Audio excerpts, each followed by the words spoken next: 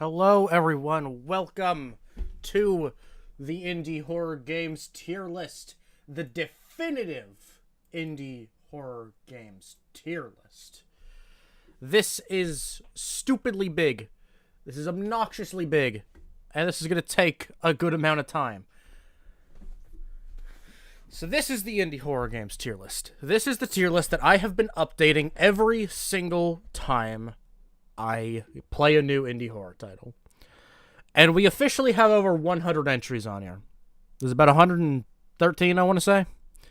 And I figured it was time for a redoing, a re-ranking. I thought it was necessary. I tried to, order the ones on the top few rows, but there's really no order to this. Some of these you guys have never heard of, but a lot of these are surprisingly big. I could go one by one, telling you what all of them are, but we'll just do that throughout. Instead, what I'm going to do at the start is name all the ones that should be on here, but are not, because I have not played them. Although there's a lot of games here, there's a few I know I should have played by now, but haven't. Main ones being Escape the Backrooms or any other Backrooms games, Slender the Arrival or any other Slender games, Outlast 2, the Amnesia sequels, Amori, any other big ones? Little Nightmares 2, it's debated whether or not that is whether or not Little Nightmares 2 is an indie game. There is a huge debate on that, because Little Nightmares 1, pretty definitively an indie title, and then its sequel, given the success of the first, was given a very, very large team, relatively speaking. So, it's a debate there. That one's not on there. Also, I haven't played it yet. So I think those are the big ones, like Escape the Backroom, Slender the Arrival, Outlast 2, the Amnesia sequels, Amori, Little Nightmares 2. I would say those are the big ones that are not on here. Well, there's also, Hello Neighbor 2, but I don't think we care about that, realistically speaking. So, yeah. Hi, Argo. Oh no, I'm dreading this. Baddest, please. I can't handle this. Hey, if it makes you feel better, I like Monsters Immortals just the smallest tiny bit more than I did the last time I did this tier list. Regular Dark Deception, I think I like less. But with that being, we're getting ahead of ourselves. Almost the entirety of the first row is made up of Five Nights at Freddy's titles. Now, I'm still going through my phase of really hating FNAF. I'm still going through that phase. I'm still in the deep dark pits of depression. However, I'm gonna judge these based on my experience with them and how much I've enjoyed them over time. Because realistically, 2 of these games are still in my top 25 games of all time. So, are DDLC and Plus at the same spot?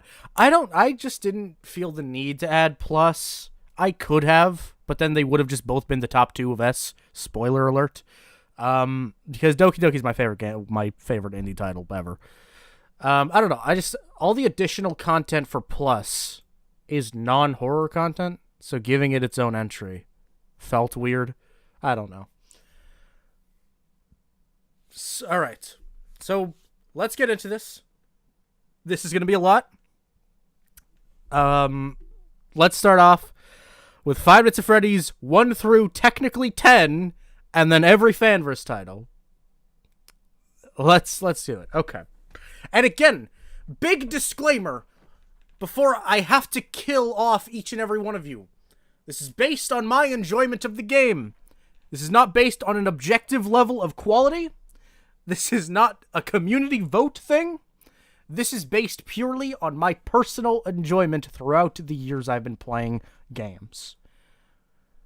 Which is why first 2 are already S tier. This is how we are starting it off. These are my 2 favorite Five Nights at Freddy's titles, by far. Which one I like more, I go back and forth on every single day. 2 is an objectively worse game, without a doubt. Definitely should be lower down on an objective tier list. But, again, historically, it's been my favorite title. Five Nights at Freddy's 1 really captured the atmosphere, nailed it perfectly, managed to derive such an unforgettable experience through such a simple concept. That's basically what Five Nights at Freddy's is, and it nailed it for so long. Five Nights at Freddy's 1, memorable cast of characters, genuinely great renders that make the game genuinely scary. I still think FNAF 1 has the most impressive horror elements. I wouldn't say it's the scariest, but it has genuinely the most impressive horror elements of the series. Memorable cast of characters that are in some great renders, very unforgettable moments, iconic Easter eggs. The way it tells its like surface level story so well is great. Yeah, I also have fond I'm not gonna act like there's no bias on this list whatsoever. I have fond memories with it. It's important to me. It's the only reason I'm here right now. So, yeah, has to be there. Five Nights at Freddy's 2, worst gameplay. Some of the worst in the series, but then again, a lot of these motherfuckers do not have good office gameplay. Five Nights at Freddy's 2 is not a very good game, per se, but the effect it had on the series is the best, in my opinion. It has the best cast of characters. The consistent quality is insane, from the toys to the wizards to the puppet to everything. Consistent ass cast of characters. I love all the minigames, Easter eggs, really cool. I still like playing the game. I understand it's not a well-made game, but just the sheer speed of the mechanics I can really get behind. I really enjoy it. Great atmosphere, honestly. It doesn't rival the first. Nothing will. But I love FNAF 2. And it's, again, special to me. It's an S tier. Five Nights at Freddy's 3. I like quite a bit, and it has grown on me a lot over time. I would still say it has the worst gameplay of the Scott games. I would say that. You can just shove Springtrap in a room for the whole game, and then it's over. Not much excitement or thrill to it. However, like FNAF 2, everything else around it is what still makes it pretty great. I love Springtrap, obviously. Arguably best character. My favorite character is the puppet, but arguably best FNAF character ever made. Not best character in general, for the record. Best FNAF character ever made. Not just the best character in fiction. And the way, obviously, it didn't close off the story, as you can see by the trillion entries on this tier list. But it feels very conclusive. It has like a very beautiful ending. All of its Easter eggs are top tier for the series. Really cool. It genuinely feels like a beautiful experience. Although the gameplay sucks, I love the way the runtime of the gameplay feels like, again, a conclusion, facing the final enemy, and then over each night developing who that final enemy is. It's really cool. And again, there's a lot of great memories here. I'm going to give it a B. FNAF 4 has the exact opposite situation with 2 and 3. I think FNAF 4 has the best gameplay in the series, but I couldn't care less about anything else around it. I don't care if they've reworked the story over the years. I don't care if it's recently been reworked into something that's somewhat, like, sane. Story stupid. It basically broke the franchise. However, I think this has the best gameplay in the series. It is terrifying. It is fun. It has a very nice, it has a very nice combination of mechanics that flow together easily the best way. I think this is the only Five Nights at Freddy's game with good gameplay, with objectively good gameplay. I think it is the only one. So I'm just going to give it an A, personally speaking. I think FNAF 4 is really fun to play. It's the scariest the series has been. And even though I think its lore still sucks, it has, like, such iconic moments. Like, it is such an icon. The Bite of 83, the Night 6 minigame with that piano track where fucking all the plushies are fading away as the child dies. It is it is so iconic. It is cool as hell. You got Psychic Friend Fredbear. You got, was that the Bite of 87? The memes, man. It is, I genuinely really like this game. Sister Location, I don't dislike as much as a lot of people. A lot of people would put this in F. A lot of people hate this game. I think it's just alright. I think it's alright. I think it's alright. I think it's pretty good. I think stuff like the Funtime Freddy section is good. Although the Ballora section is always like pretty scripted, I think it's a decent addition to the game. Ennard Night is unforgettable. One of like the best nights of any Five Nights at Freddy's game. Great cast of characters. Yeah, I think I just don't have a lot of strong issues with this game. It's not replayable for the most part. It's fairly boring. Night 4 sucks. All the dialogue generally sucks. Not a lot of very interesting things. But you know what? I don't dislike it really. C doesn't mean dislike or even mid. This is a weird tier list. Basically, S means my favorites. A means really good. B means good. C means alright. And then D means mid. E means bad. F means real bad. And then this is my least favorite thing that's ever existed. Hey, excuse me. Over here dying. Don't mind me. FNAF 6, Freddy Fazbear's Pizzeria Simulator. Probably the most contentious entry in the series. Probably. I don't know. I like it. I think it's B. I think it's B. I think it's better than 3, honestly. 3 is like a very like cinematic, almost a cinematic masterpiece, dare I say. I think FNAF 6 is really cool. I think top 3 scariest, I would give it. I think all the I just think the whole Tycoon section could have been more fleshed out, sure. But I think it's really fun to do things with. Plenty of minigames built in there. Some pretty good lore reveals. Midnight Motorist is still really bad, even if it's been, like, clarified a lot more. But I think, it has some great moments. Obviously, the ending is fantastic, but all the endings are really cool. There's some really great comedic bits. I'd argue Sister Location walked so FNAF 6 could, I don't know if I can say run, but walk faster. Sister Location crawled so FNAF 6 could, like, jog. And yeah, I just think FNAF 6 has, like, good soundtrack, really fun little mini games, a lot of cool moments. And I think, I also think that the Office section isn't as bad as some people may think it is. I do think it's not good, but, like, it's good at building the tension, and I feel like people try to overstate how, like, randomized it is.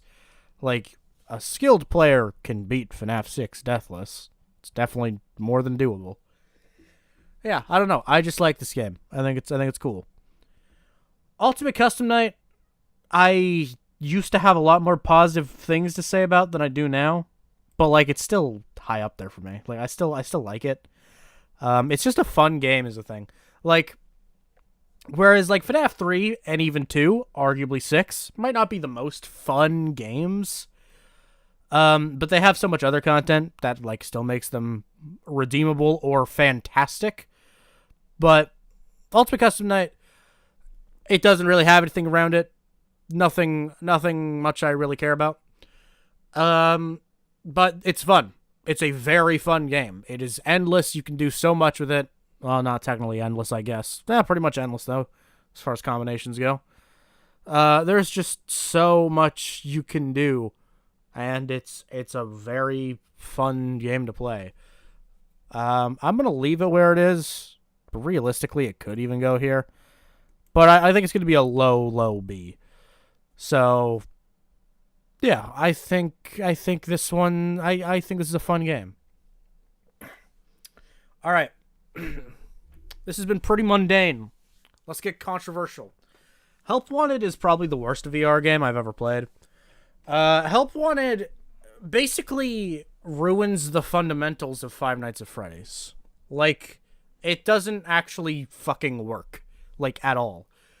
Every single remake in this game is so poorly designed, it's actually kind of shocking. None of this game is fun. It's not scary. It's not, unless you're a fucking child. It is so lame. It is so lame. It is so lame. Like, okay, Five Nights at Freddy's 1 is just Grizzlies VR. You can beat it by T-posing. Five Nights at Freddy's 2, already a poorly made gameplay loop, but when you give the player the ability to do two things at once, you can do it basically also, not by T-posing, but something quite similar. FNAF 3, by having two arms, you can spam reboots the whole time. FNAF 4 one's usually fucking soft lock, like Funtime Freddy will come to the door and just stand still. Like, God, I hate this game. Vent repair is fire. I love vent repair. Parts and service is so lame. It literally tells you everything you have to do, and you just do it, and the game ends. That is it. It's not a quality experience. Curse of Dreadbear makes this game a lot better. Curse of Dreadbear, pretty much everything in Curse of Dreadbear is pretty good. Like, that's why I don't think the sequel will be bad. I'm not going to play Help Wanted 2. It's not going to happen. But Help Wanted 2 will probably be pretty good, honestly. I think it will be. Because Curse of Dreadbear was already way better than Help Wanted. Like, Help Wanted, Curse of Dreadbear has some of the best, like, gameplay loops in the series, honestly. And way better, like, interesting designs and stuff. But yeah, this game is bad. This is a bad game. It's confusing to me how this game was made so poorly. Well, no, it's not really. Because here's the thing. Five Nights at Freddy's, back in the day, was a point-and-click game. You had to do everything using your mouse, one action at a time. When you give the player the ability to do two things at once, it shatters the gameplay loop. The only challenge of FNAF 2 is having to look down the hallway and wind the music box at the same time. That's the only thing that makes this game hard. But in Help Wanted, your right hand can just hold down the music box the entire time, and you can do everything else with your left hand. Very easy. FNAF 3, you can do everything with your right hand and just spam reboots. By putting this simple point-and-click formula that worked so well in this format, it literally does not work. Like, it just doesn't work. It doesn't work. It's not a game anymore, even.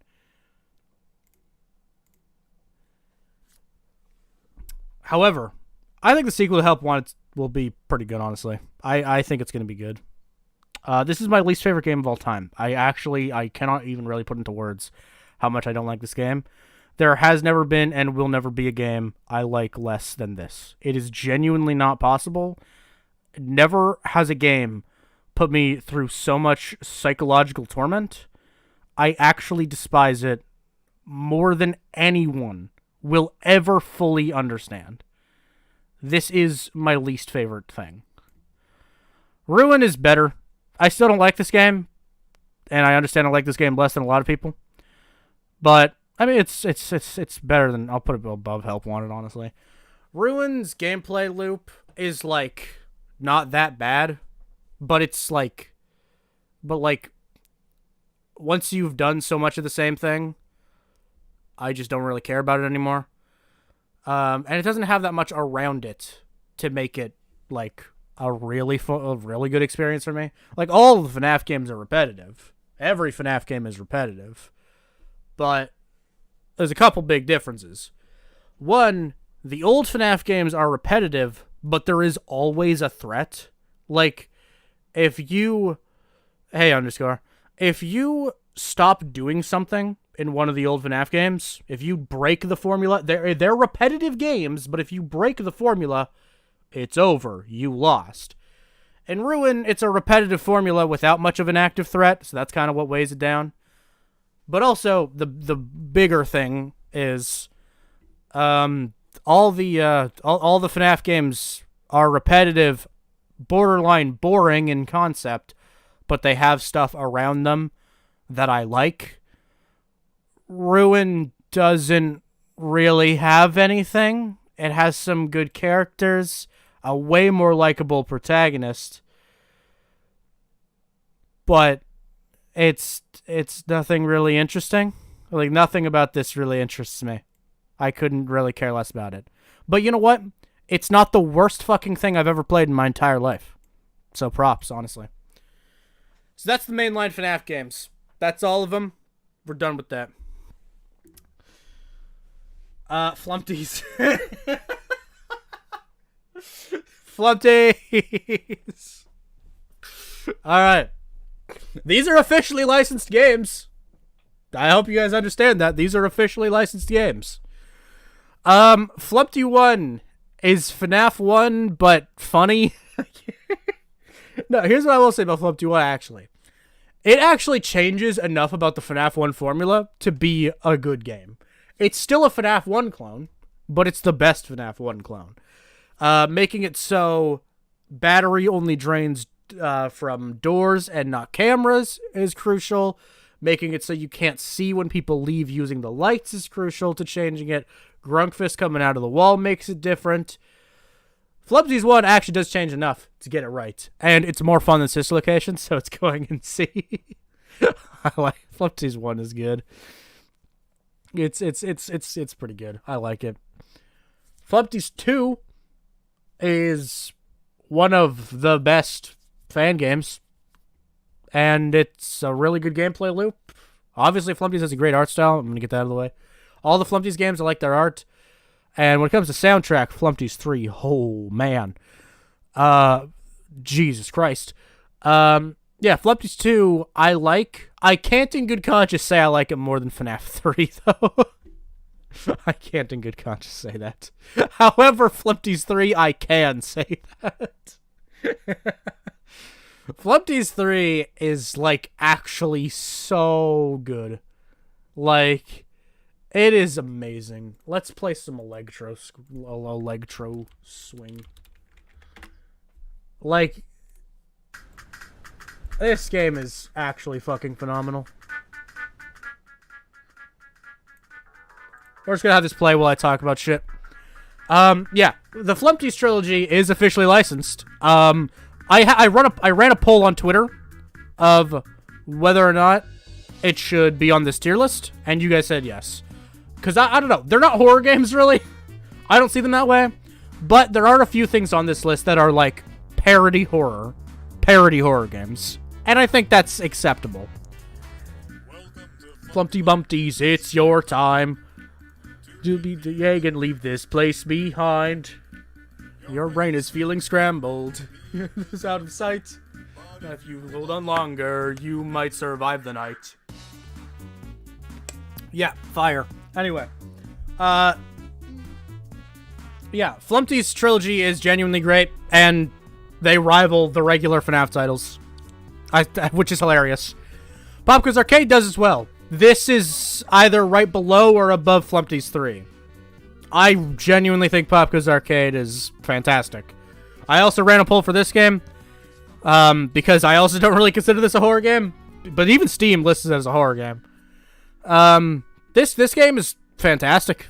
Genuinely great. I love all the art style, I love all the music, I love the mechanics, I love the gameplay, I love the story.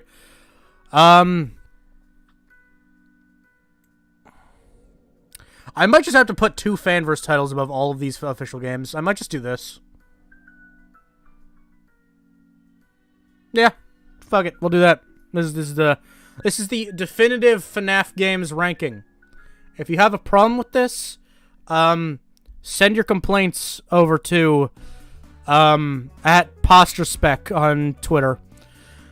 Thank you, Boopington, for the $5. I went back to the beginning of the stream, so I'm not watching live, but I still want Sans Undertale on that desk.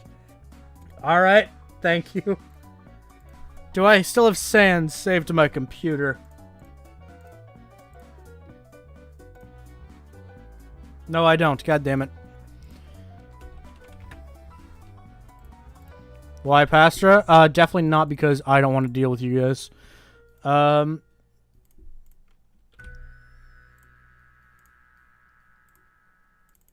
Shout out to Sans Undertale. Also, shout out to Electro Swing. My God. Actually peak. Alright. We're done with FNAF. Now we move on to Bendy. And also other Meatly games. / Kindly Beast games. Bendy 1 is real boring. God, this game is so slow. Why couldn't you have increased the player speed before launch? Yeah, this game is really bad. I understand why people love this game. I get it. It's fine. This game's bad, though. It's a bad game. Its characters are great. A lot of its story elements are great. But, like, this game actually blows. It is so slow. It is so clunky. It's so broken. This game is stupid easy to softlock. It's fucking insane. It is so lame. It is so bland. Oh, God. It has, like, no memorable gameplay moments except for, like, the fucking amusement park boss fight Bertram. That's, like, the only quality gameplay moment. It is so bland. It is so bland. It's going in E. I fucking hate this game. It sucks. And then this one is worse. Boris of the Dark Survival is so bad. This game is so bad. This game sucks. Oh, God, I hate this game. Anyway. This game is so boring. This game is even more slow and boring. How did they achieve this? I don't like Boris and the Dark Survival. However, Bendy and the Dark Revival is fucking great. Thank you, Tibby, for the $5. Let's add Tibby from Rhythm Heaven. Will do. I probably have that saved. I don't know. Yeah, Bendy and the Dark Revival is really good. Like, I almost didn't play it because I hated the first game so much. It's great. It is really good. Yeah, I think everything about it is better than old Bendy, and everything about it rivals the indie horror scene in general. It's not an S tier for me, but it's actually fun. Fixes the game a lot by just simply being a more fun experience. Visual department obviously got an upgrade. Its storytelling is way better. I really like its storytelling. It's fun. All its characters are more interesting. The way it kind of like, not necessarily retconned, I wouldn't say, but the way it changed the original Bendy was all for the better. Everything it changed over time was better. It had a pretty cool ending. I don't know. I just don't have any real complaints for Bendy the Dark Revival. It's just not like outstanding enough for me to be S tier. I'm not revisiting it enough for it to be S tier for me. But like, it is great. It is a great game that I genuinely really love playing every now and then. Like, it's crazy that Bendy made a good game. How did that happen? It's so weird, but it's great. Really like that game. Showdown Bandit is better than Bendy 1. Don't at me on that. It's better than Bendy 1. Showdown Bandit, I mean, it's also slow. It's also a little boring. But, like, it's kind of cool. I don't know. It has a neat little style. It has some fun moments. It's a cute puzzle game. I don't know. It's cute. I appreciate it. I think it's a good time. I have no real issues with it. It's just, well, no, I do. It's slow and boring and lame.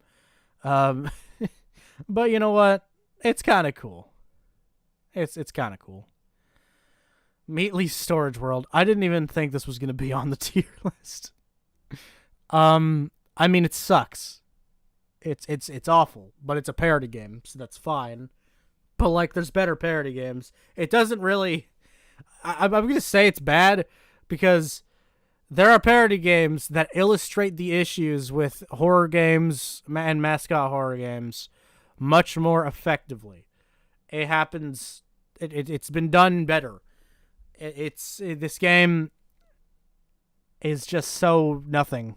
Except for the fact that the mascot character, the Meatly, is pretty fire.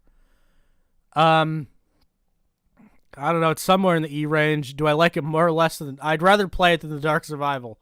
So you know what? I'm fine with that. Like, I don't know. It's not a great parody game, and it's not a great game. It's kind of just nothing. However, I would never play it. So it's bad. It's a bad game. I don't care. Peak! I love Doki Doki. I love everything about Doki Doki. Holy shit, Doki Doki is like... Wow, I love Doki Doki. I don't know if I'll ever love a horror game more than Doki Doki. Okay, well, there's one upcoming that could be second. It's possible. But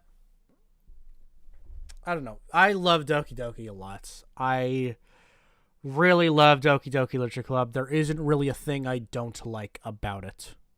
I can't really think of anything I don't like about Doki Doki Literature Club. It's everything I could ever want it to be. It's a game that's very special to me. It means everything to me, and I'm not even exaggerating. It's great. I love everything about it. I love its characters. I love its scares. I love its story. I love the way I love the fourth wall breaks. I love everything about it.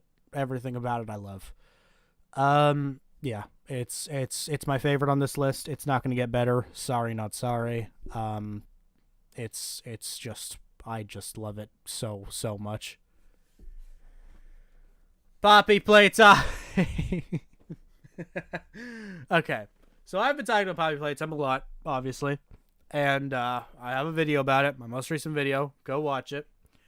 I like Poppy Playtime, but I'm not going to say anything it's related. Well, not anything. I'm not going to say its first two chapters are outstanding achievements on this list. I think Poppy Chapter 1 is a C tier. I think Chapter 2 is a B tier. They're both high on those tiers. They're high up on those tiers. But I just like these games. I think they're enjoyable. They honestly mean something to me. I just really appreciate the things these games achieve, even if it's not that much. I think they set out what they do. I feel like they set out to do what they do, and it works. I appreciate it.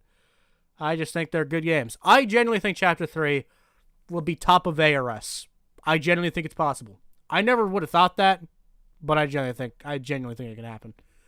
But yeah, as it is now, I like these two chapters. I think they're enjoyable. Yeah, I like them. I have a whole video about this, so watch my most recent video. Project Playtime. I really like this game.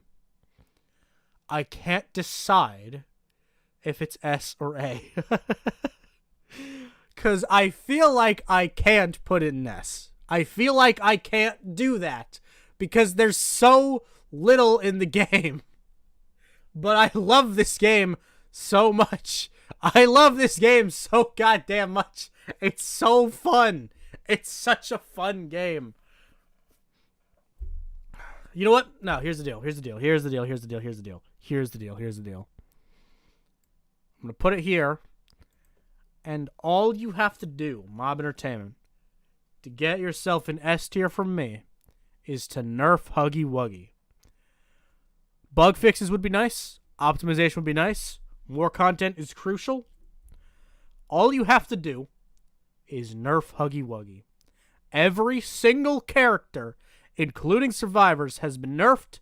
Huggy has not been nerfed in ages for no reason.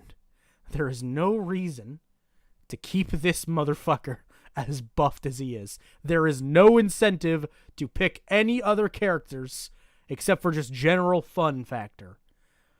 Huggy needs to be nerfed. It is unfair in its current state. But I still love this game a lot. I'm going to put it here. It's a great game. It's so fun. Watch my most recent video. I'll explain more. Mr. Hop's Playhouse, a game I had to lose so much respect for when they decided to revamp the game and make it for children. Actual fucking depression. For those of you who don't know the changes made to Mr. Hop's Playhouse, they literally did make it a game for kids. Like, that was straight up the intention. There's no other way about it. All blood in the game was made black instead of red to make it not look like blood. All the blood in the game is no longer blood. And the end of the game no longer has a gun. It has a slingshot. They replaced a gun with a slingshot. They literally, like, it is so fucking ridiculous the way some of these games just go stoop to such an embarrassing level to get a little more attention from a younger audience. It is ridiculous. Mr. Hop's Playhouse is not great. I think it's okay. I used to like it a lot more than I do now. I'd put it in D. The gun is not in the game anymore. No, the gun does not exist. It is not in the game. The gun used to be the only way to beat the game, and then they got rid of it. And also, yeah, there's no blood in the game anymore. It's stupid. But you know what? I still think Mr. Hop's Playhouse is a decent experience. Like, I think, I just think, I don't know. I think it's a little too bare bones to be anything great. And I used to really appreciate its sound design till I realized it was really inconsistent. Sometimes when you're waiting to pass by an open area where Mr. Hops might be, it just straight up doesn't actually let you know if he's there or not. There's literally no way of knowing sometimes. It's really weird. However, I really like the pixel art style. I love pixel art. I love 8-bit, or not 8-bit graphics, sorry, but like low bit. That's the word I'll use. Come at me. Low bit graphics. I really like the style. It's very stylistic and it's nice. And it's an okay little game. I can appreciate what it tries to do, but it could have done what it tries to do better. It's just a little bit of a unfair experience at times, and sometimes just not fun, you know. And Mr. Hops 2 is worse. I don't like this game. This game actually just sucks. It has no charm or anything interesting about it like the first game does. The first game I can appreciate some things about. Playhouse 2, it's nothing. I don't like the characters. I think they're annoying. The location is unnecessarily big. The additional characters do not help. The additional threats do not help. It's puzzles, quote unquote. I don't know if that's what you'd call them, but that's what I'm going to call them. They suck. Really, nothing good about Playhouse 2, honestly. I'm gonna put it here, honestly. I don't have a redeeming quality for it. Andy's Apple Farm. I will defend this game to the day I die. I don't even think it's that good. But you know what? It's better than the Walton Files, and that's all it fucking needs to be. It's infinitely better than the Walton Files. It does everything the Walton Files tries to do, but better. It does everything it tried to do, but better. Andy's Apple Farm, it's not great. It's not great. It's not a great game. But it's fine. I think it's okay. Get the fuck over yourselves. I'm going to put it in C tier. I think its little scares are fine. I think the story it tells is fine. I think its characters are cute. Original characters, it's cool. I like it. I don't know. I think it's a fine game. I really want Chapter 2 to come out. I think it's going to be cool.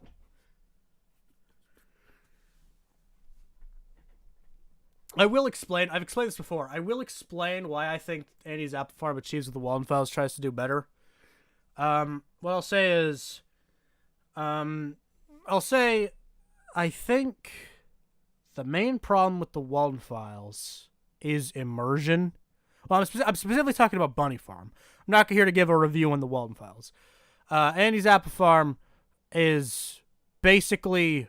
Thank you, David Barron. Hello.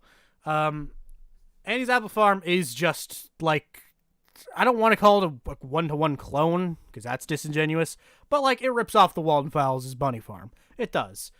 But here's the thing. Bunny Farm is, one, meant to be from the perspective of someone else, and their voice acting is terrible. They didn't even try. Well, actually, it's probably Martin Wall's fault in the writing department. I'm not going to say they're a bad voice actor, but the voice acting sucks, and the writing is shit. The dialogue is embarrassing. That video is way too long. It spends a lot of time just doing absolutely nothing as we hear more shitty dialogue. And every single good moment of that video happens like 50 minutes in.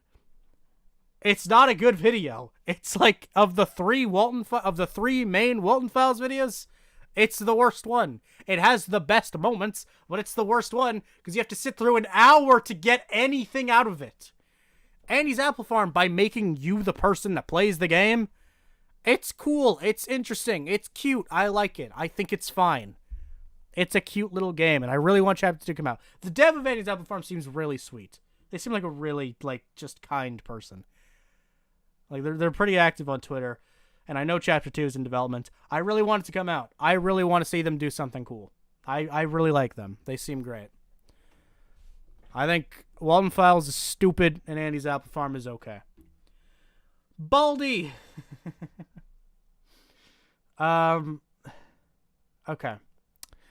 I used to like this game more than I do. Than I do now. I don't know where to put Baldi's. Okay. Baldi's Basics has pretty interesting mechanics. It's actually surprising how just well crafted the game is. I just wish it was scarier.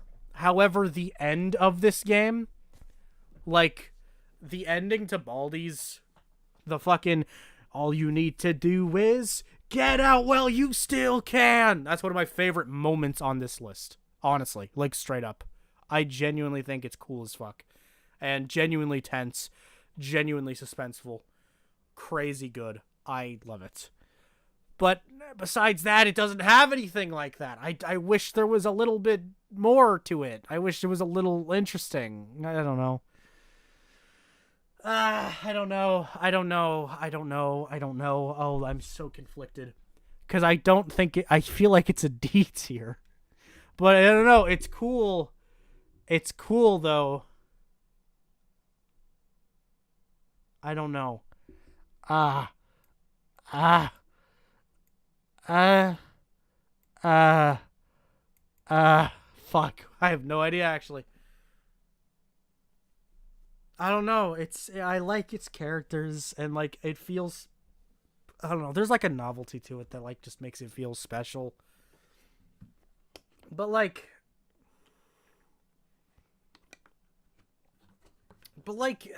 do I don't think I like it enough for C tier. Because the thing is, I think I like Showdown Bandit more.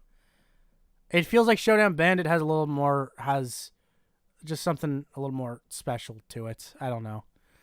Baldi's Plus. Let me get started. Don't get me fucking started on Baldi's Plus. Baldi's Plus is an embarrassment in game development. Let me chat. Let me look you in the eyes while I give a little speech here.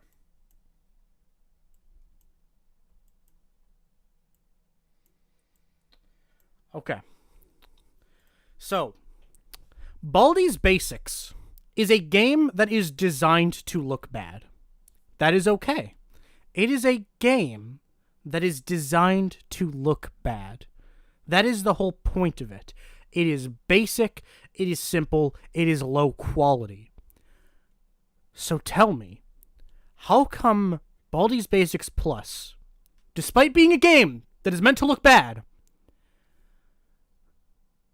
has been in development, has been in early access for almost 4 years without a full release or release date after raising $60,000 on Kickstarter?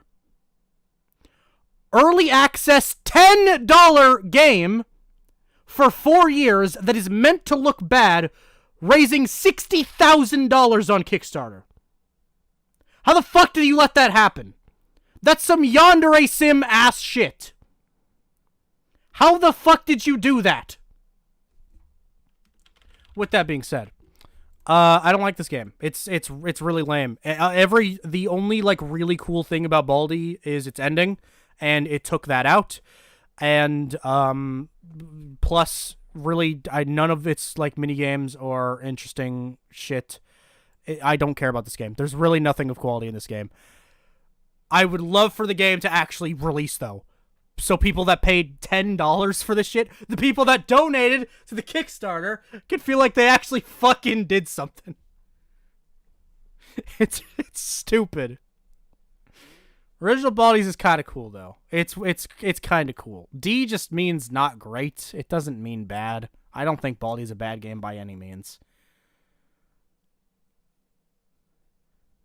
I'm scared. Let's go. Peek, peek, peek. Damn it. Peek, peek, peek, peek, peek, peek. I really like I'm Scared. I'm Scared is so fucking cool. Like, holy shit. I'm Scared is cool. I'm Scared is so cool. Like, my god, it is cool. Yeah, it's really cool. It is just a fucking phenomenal game. The fucking the fourth wall breaks are so cool. It's so iconic. Just its fucking symbol as a character is so iconic. It is a gem of an indie title. And the fact that it's like as old as it is, this is a masterpiece. This game is genius. I like Doki Doki more for certain reasons, but the fourth wall breaks and I'm Scared, I could see the argument that they're better. Basically, I'm Scared like pioneered fourth wall breaks in indie games, pretty much. It interacts with your game files. It creates things in your desktop that you have to look at to navigate the game. I think the best example of this being used that I think could outshine stuff from like Doki Doki is there's like it'll like create a notepad file which will look like a map, and that'll tell you how to navigate one of the areas in-game. Like, the way the fourth wall breaks interact with the gameplay itself is cool as fuck. It is amazing. Like, the little secrets and Easter eggs, the fourth wall breaks, the genuine terrifying atmosphere. Like, it is actually it is a pretty frightening game. Like, I'm not easily scared. I would say it's the only thing we've ranked so far that has scared me. It is just a genuine... Well, now FNAF 4 definitely did back in the day. And I won't end the Poppy Chapter 1 jump scare. Got me pretty good. But, like, it's the only one... It's definitely the only one that, like, carries a consistent level of fear in me. It is fantastic. It is one of the best. It is the second best on this list. In fact, it's only going to get better by something we've already ranked. If you have played this game and you don't think it's an S tier, I genuinely think you are a clown. Like, I actually mean that. Like, I fully mean that. That doesn't apply to anything else. If you don't agree with me on things, I don't care. I'm Scared, though, is actually a masterpiece. And if you don't think it's an S tier and you have played it, I genuinely think you're out of your mind, and you need to get your priorities straight. And maybe, I don't know, see a fucking therapist or see a psychologist because something is wrong in your head. This game is phenomenal. I just happen to like one more. Psycho no Sutoka. Some of you have maybe seen me play this. Markiplier did play it, so that's where a lot of you would have probably seen it. Psycho no Sutoka is basically inverse yandere simulator, but better. Basically, you are...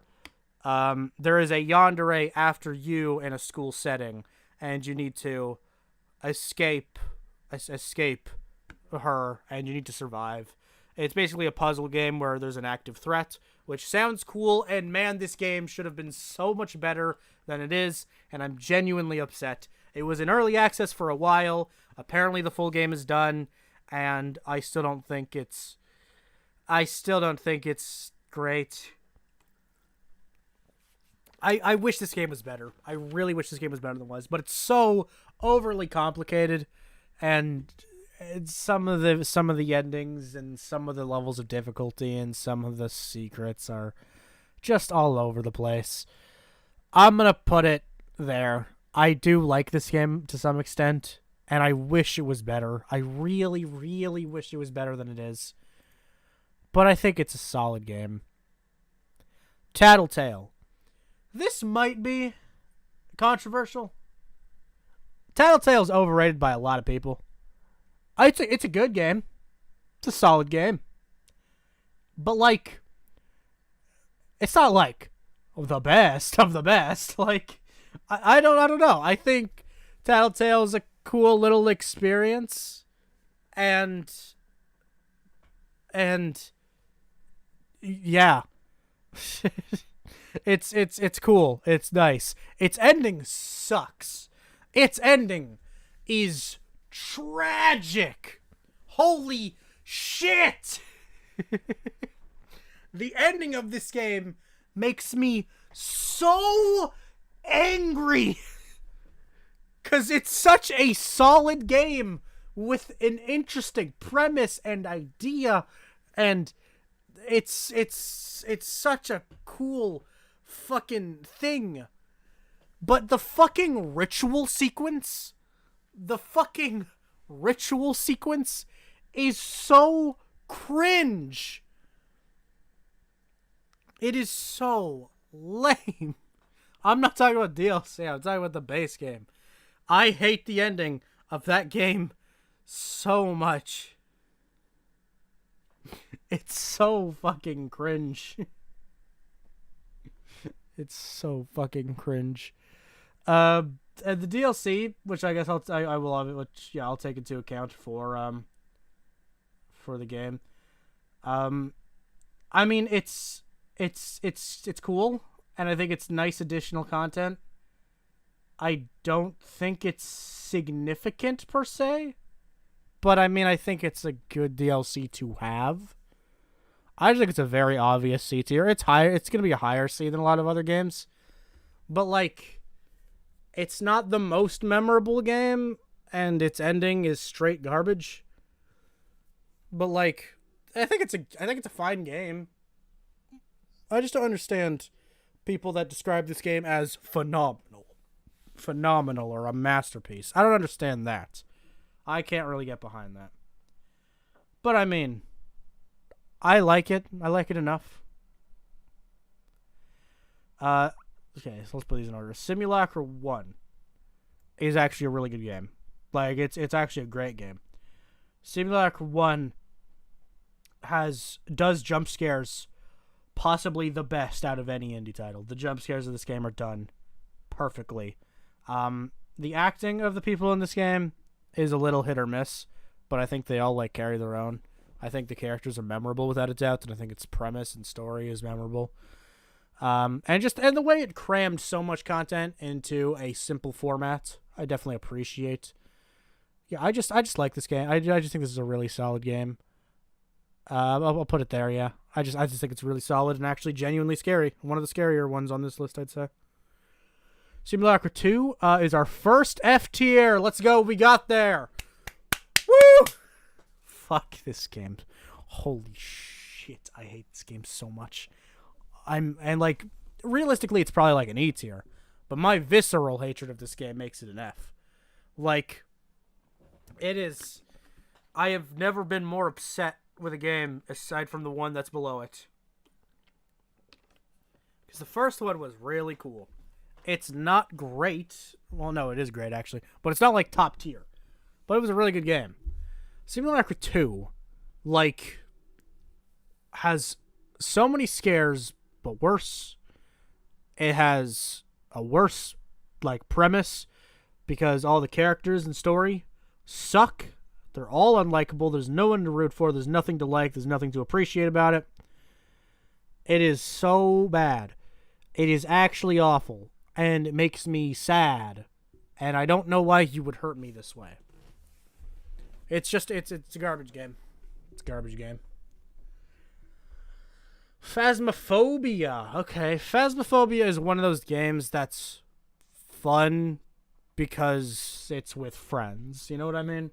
I would never play this game by myself, but like, it's a game you play with your friends.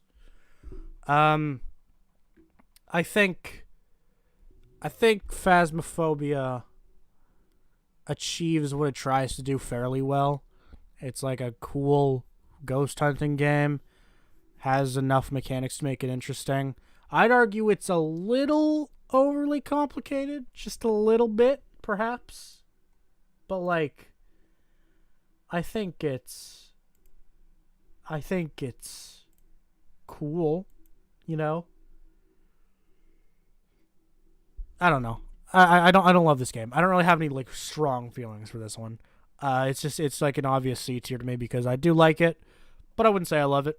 I wouldn't say I love it at all. I think it's just a cool little game that's fun with friends. Wouldn't really go out of my way to play it otherwise though. I'm never even the one to suggest it. It's just if other friends want to play it, I'm just down. But like, it's cool. I definitely think it's a well-made game. I definitely think like, if you're into paranormal kind of stuff, if you're into like, if the idea of a ghost hunting game is appealing to you, I would say absolutely pick this one up. But I can't love it, really. So yeah. Oh no, I don't want to do this. No, please, no, please, dear God, no, why, please. See, okay. Oh, boy, okay. Alright. See, okay. Alright, look. Alright. Fuck! Okay. I never felt strongly about Iron Lung until all of you motherfuckers kept telling me it was a work of art and that it was a great game. And now I hate it. This is your fault. I hate all of you. Iron Lung is the most overrated game in history. It doesn't go higher than this. It can't go higher than this. I don't understand. It doesn't get higher than this. This game was cool for 5 minutes, and that was it. And then all of you motherfuckers came running to me and Pastra saying, this is the new best game of all time. All of you. And we were so tired of it. We were so tired of it. We were so goddamn tired of it. And it wouldn't stop. And like, okay, it has cool atmosphere. It's stylistic. But that wears off after 5-10 minutes. And then you realize, oh wait, I'm just playing an Atari level game hoping that something happens. And then it never does. Until the end of the game, which is just okay. You guys suck.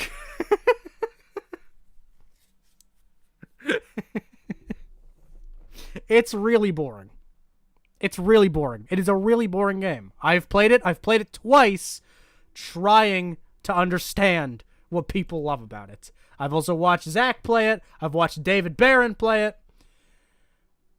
It's just, I just don't care. Like, its atmosphere is well done, but the novelty of that does not carry it for like what is it? Maybe it's an hour-ish you play it.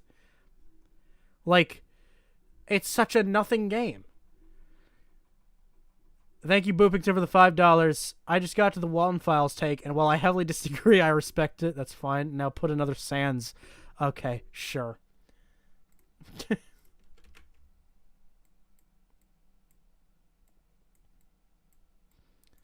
Yeah, I have yet to find out what people like about Iron Lung, because whenever people tell me they like it, all I get is atmosphere.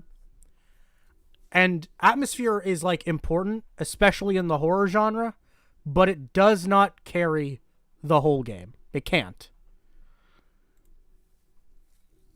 Like, you know what else has good atmosphere? A lot of these games. But also, with that atmosphere, you with that atmosphere, you do other things. Like, there's also a game to it. There's more to the experience than just the atmosphere. This game has nothing. And I am so tired of hearing about it. And I know Markiplier is only going to make it worse. And as much as I love that man more than certain family members of mine, I will never forgive him for that. But it's better than Boris.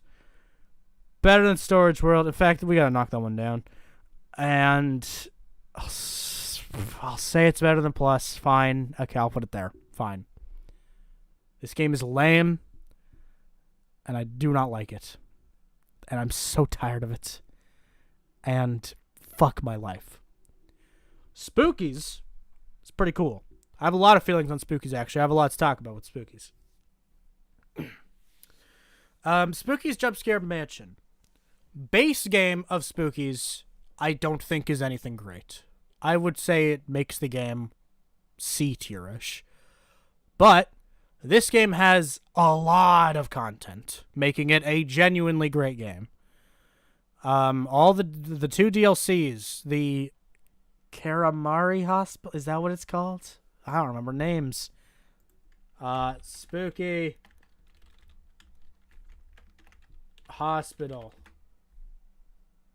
Karamari. Okay, yeah. Karamari. I don't know how I'm supposed to say that, but Karamari Hospital and the Dollhouse are, like, great. They're really cool. And they actually have gameplay. Because that's my main problem with the base game of Spookies, is that there really isn't any gameplay. But the DLCs are great. Endless mode makes it more interesting. And also, this game, like, has a story. Something I didn't actually fucking understand from the base game. This game actually has a story to it, which is cool. It's interesting, and I like it. It's a fun game with a lot of content. And, like, it's still being updated. When was the last time this game, like, added content? It was not that long ago. I think it was probably when VR came out, which is another thing it has. Has VR support, which I haven't done yet. I know I should for sure. Where the fuck is Spookies in my... There we go. It released a patch less than 2 weeks ago. Like, they do a lot of stuff. Yeah, it added... Oh, yeah, the last thing it added was crowd control, which basically means people in a live stream can alter the game, which is always cool. Yeah, Spookies VR, Dollhouse, did a Halloween update a while back. Yeah, it's... This isn't even, like, a dead game. Like, it was updated last year, technically this year. So, like,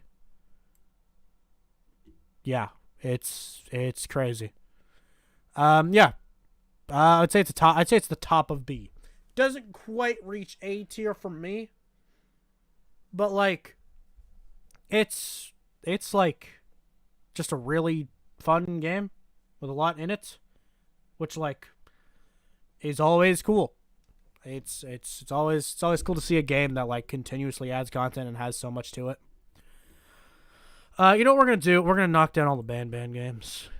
Actually, you know what? We're just going to knock down the games that I don't like. Let's do that. Let's be mad for a little bit. Chat, are you ready to be mad for a little bit?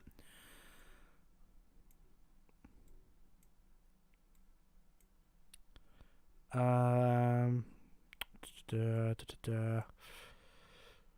aren't all the games that I don't like, but let's just add like the series that I don't like. All right, Banban. Okay, Banban 1. This game's really funny. I kind of love Banban 1 because of how much I did with it, because it was funny. But this game has literally nothing. It has literally nothing. Like, just nothing. Yeah, it has nothing. It's a dumb game, but it's free. That's the one thing we gotta give Banban 1, honestly. It's free, so that's something. But yeah, this game is boring. This game is bland. This game has nothing in it. Yeah, it's a bad game. Don't really have much to say about it. Banban 2, controversial opinion, I think is better. Banban 2 is like kinda it's like it's kinda almost has a good moment. Does it have any good moments? I'm kinda grasping straws here. Does Banban 2 have any good moments? Not really. I mean, again, Banban 2 is funny as well. After 2, it stops getting funny. But 2 is funny. Yeah, Yeah, I don't know. I don't like Banban 2, but I had a fun time with Banban 2 because I speedran it. I just think it's one above. You know, I think it's a better game than 1, but it still has like nothing. Like it still has nothing of quality to it. It's actually wild. 3 is the best Banban game. I played it the least because I was tired of it, but 3 is the best game. It almost has good sequences. Like, a couple of the sequences are kind of creative, kind of clever. It actually has gameplay to it. You know, I think to like a more or less than plus, than Baldi's plus. I'll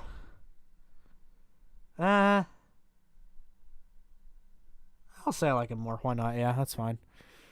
And then 4 is just worse. Yeah, 4 is worse. 4 tried way too hard to actually like tell a story. Like, it has no fun moments really. It doesn't have a single like really fun moment to play. Like Banban 3, I would say has like, I don't know, we'll say Jumbo Josh and Banbalina's section with like the blocks. That's okay. It's a pretty alright sequence. You know, it has its fun moments, honestly. Well, okay, again, I can't say fun. Can't exactly say fun, but like 3 has a couple moments that I can enjoy. 4 has less, but it's also just like probably the most well-made game. Like you can get through it without many problems. It's whatever. Hello Neighbor is going to be the worst game on the list for a while. It won't be, well, this is the worst. But that's besides the point. That's besides the point, you know? It's kind of a given. Hello Neighbor is going to be the worst besides that for a little bit. It's yeah, this game is garbage. This game is trash. Okay, what good things can I say about Hello Neighbor? Nothing. Literally nothing. I got nothing. Hello Neighbor is actually just terrible. It's amazing. Hello Neighbor is the first game I have ever seen where you genuinely cannot tell if something is a bug or a mechanic. You literally cannot tell sometimes if the game is doing something it's intended to do or if it's malfunctioning. Sometimes you just don't know, which is wild. I've never seen anything like it. It's broken, it's bad, it's bland, it's lame. Such a fucking awful experience to play. It's actually irredeemable.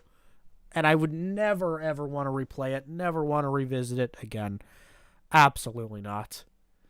Secret Neighbor is actually the best Hello Neighbor game. Without a doubt, this game is okay. I kind of like this game. I don't like it that much. But I mean, I think it goes here. I think Hello Neighbor, as a franchise, has one game better than the original Bendy. I'm throwing that out there. Secret Neighbor is their multiplayer asim game. It's one of the worst asymmetric horror games I've played. But, like, it's kind of cool. It's kind of fun. It has a couple decent mechanics. It has its moments. It's an okay time. It's cool. I have no, like, major issues with Secret Neighbor. And now we talk about Dark Deception. Oh, Dark Deception. The deception that's dark. This game is so embarrassing. I cannot believe this exists. How is this game real? How is this game real? All right. Now, before people try to argue with me that Dark Deception isn't that bad, I'll start off with the obvious thing. This game is ableist, and it's stupid. Why does this game have an ableist protagonist that's trying to redeem himself? Why is that a thing? Why have you done that? But anyway, The gameplay of this one sucks. Chapter 1 is literally the best chapter in the game, and it's free. You might as well just play the free version of this game.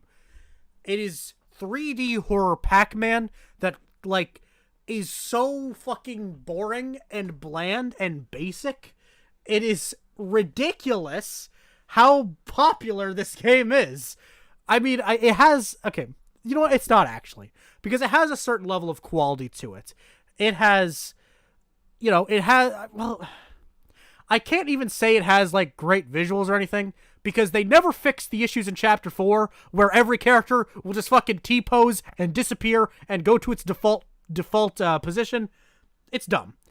But Dark Deception is so boring. It's crazy. It's ableist, which is ridiculous. It's still broken to this day, not receiving an update in, I believe, 600 days now. Holy shit. This game is bad. There's this, but hey, there's the moments I like. I think Chapter 1 is good. Like, just straight up good. I think Chapter 1 is good. The nurse section, I can't remember the order of events. That's either Chapter 3 or 4. The nurse section, mainly when you hop from vehicle to vehicle, that sequence, I actually think is pretty cool and utilizes the mechanics in a decent way. Is there a boss fight I like? Let me think. Is Agatha... Algatha? What the fuck is the name of the child? That boss fight is the worst in the game, easily. It's actually ridiculous. Thank you, Some Dunce, for the $2. Okay, but which one of these games is the funniest? Ooh. I mean, unironically funny. Probably, like, Flumpty's 3 or something. But, like, Banban 1 I had a lot of fun with for being funny, you know? Like, it's an awful game, but I actually made a lot of fun with it because it's funny. Neglectful, yes. Bigoted, absolutely not. Fucking what? What does that mean? What are you on about? What the fuck are you talking about? I mean, well, I'm not gonna say it's a bigoted game. That's not how that works. But the protagonist is a bigot. That's the only reason this game was able to be made. It's the only reason this game is able to function the way it does. It's because the character was bigoted. That's how the game is able to progress. There would be no story here if he wasn't a bigot.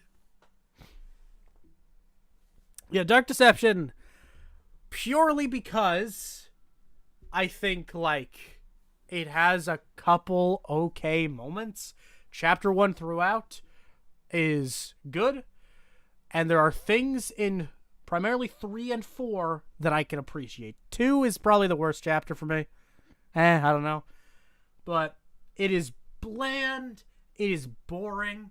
It is ableist for some fucking reason. And I'm not really judging any of these based on how buggy they are, because I don't think that's reasonable necessarily.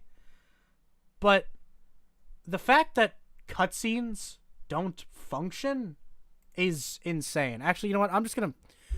Okay, where's my recording of Dark Deception? This is the one. Is this the one that'll showcase the cutscene, though? No, this was after the fact.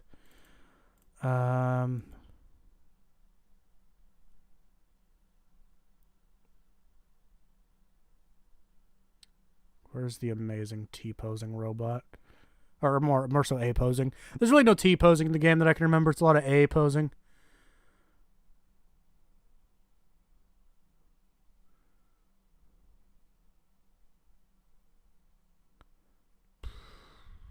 Where's the A-posing robot?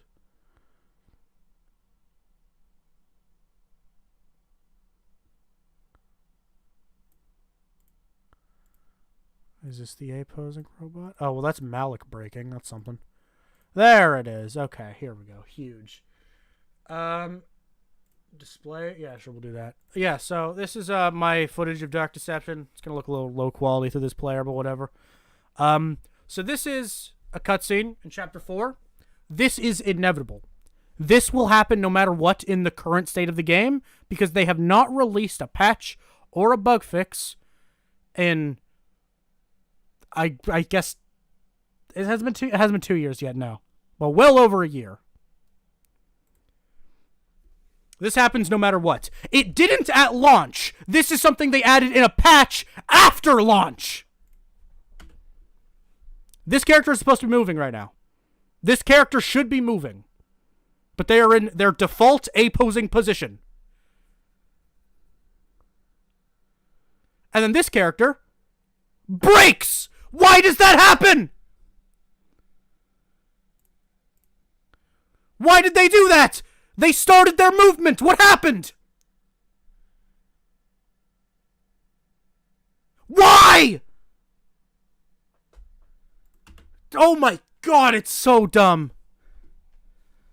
Super Horrible didn't have this issue because he played it at launch. This is something they added by mistake in a patch and then never fixed. It is fucking insane. Yeah, this game blows, but you know what? It has its good moments. I'm gonna say it. It has its good moments. I've grown as a person. It's not an F. It's not an F. It's not an F. It's not an F. It's not an F. It's not an F. I used to say it was an F, but you know what? It's not an F. And in fact, it's better than Boris. I would play Dark Deception way before I'd replay Boris. Absolutely. I would so much rather play Dark Deception than Boris. But here's what I will say. I could be wrong about this. I'm probably going to be, but you know what? I'm gonna be nice and also confident. I think that Chapter 5 of Dark Deception could be totally solid. I think it could very, very well happen. I think it could be good. I think it has the potential to be good. I feel like Dark Deception, from a fundamental standpoint, I don't think can be that good, you know? Like, because, like, it's 3D horror Pac-Man, and in every chapter they've done, except for the first, they couldn't make that decent. But, you know, I feel like they've added so many different abilities. Your character can do so many different things, and apparently Chapter 5 will add 2 more, so surely they can do something creative with that. It depends on how creative they really want to be, and I genuinely hope they go the extra mile to make it, you know, somewhat fun. Monsters and Mortals, I used to say, is worse than Dark Deception. It is absolutely not. It is definitely not. It's not even that close, honestly. It'll still go in the E tier, but it's not even really that different. I don't know. Monsters and Mortals won their lawsuit against Monster, which is a huge win. Round of applause for them. As much as I hate the game, that was a amazing victory. Monsters and Mortals has a lot of problems. Like, a lot of problems. Like, one thing is that a lot of characters just have a win game button where their special move, if you use in front of your opponent, is basically guaranteed to kill them and they can't do anything about it. But honestly, that's something I love about it because it's funny. Like, bro, when the Yandere Sim DLC came out, and I realized that the Yandere, I don't remember her name, the Yandere's super, like a super ability just kills the player, just, like, stuns them and kills them without any fucking chance of them doing anything, is so funny. It's so, oh man, it's so funny. But you know what? Monsters and Mortals, I can have fun with. Sure, that fun comes from the fact that it's a bit of a stupid game.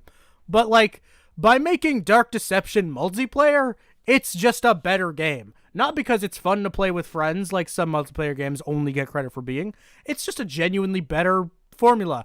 It's unfortunate that nobody fucking plays this game. Let's see how many people are currently playing Monsters and Mortals.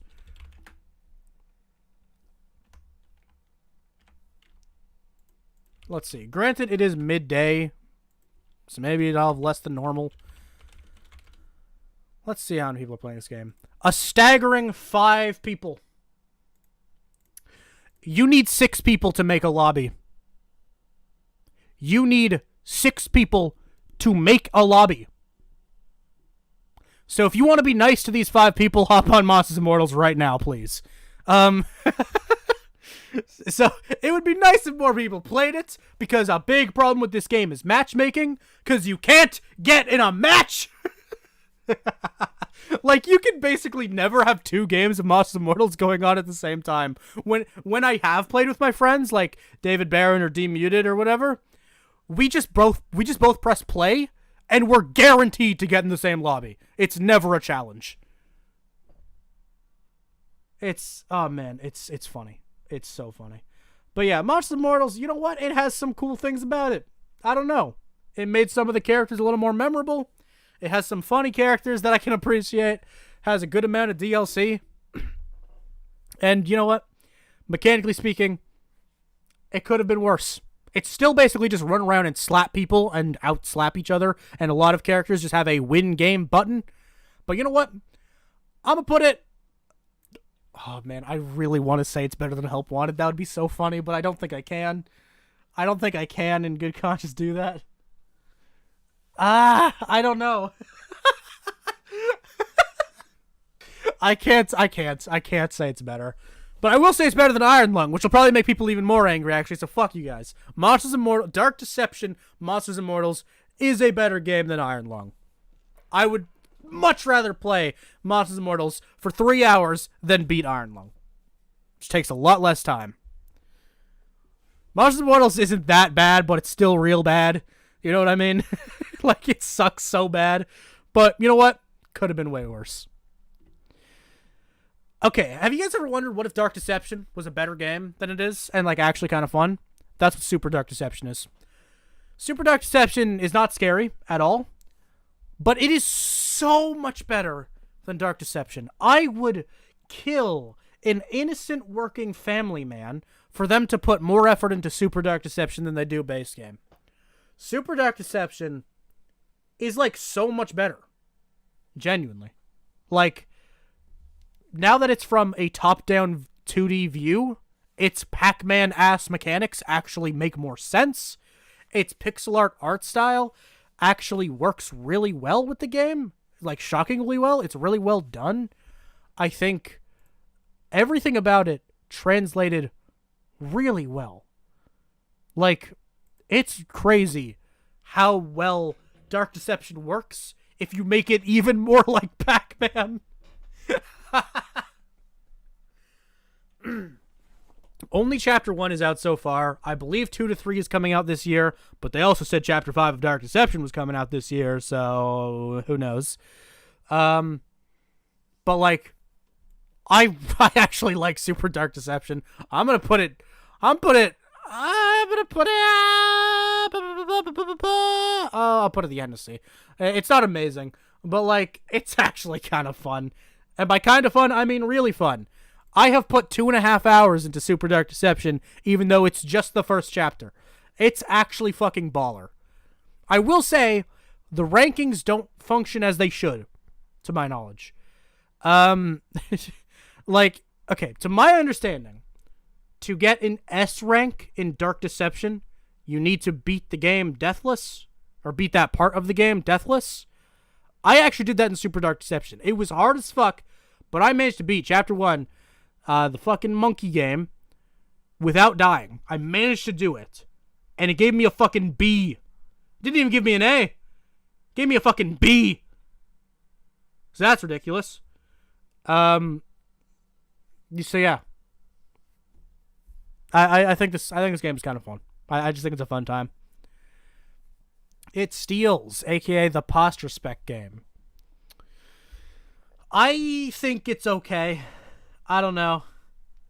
Zach kind of inherently made it overrated. But like,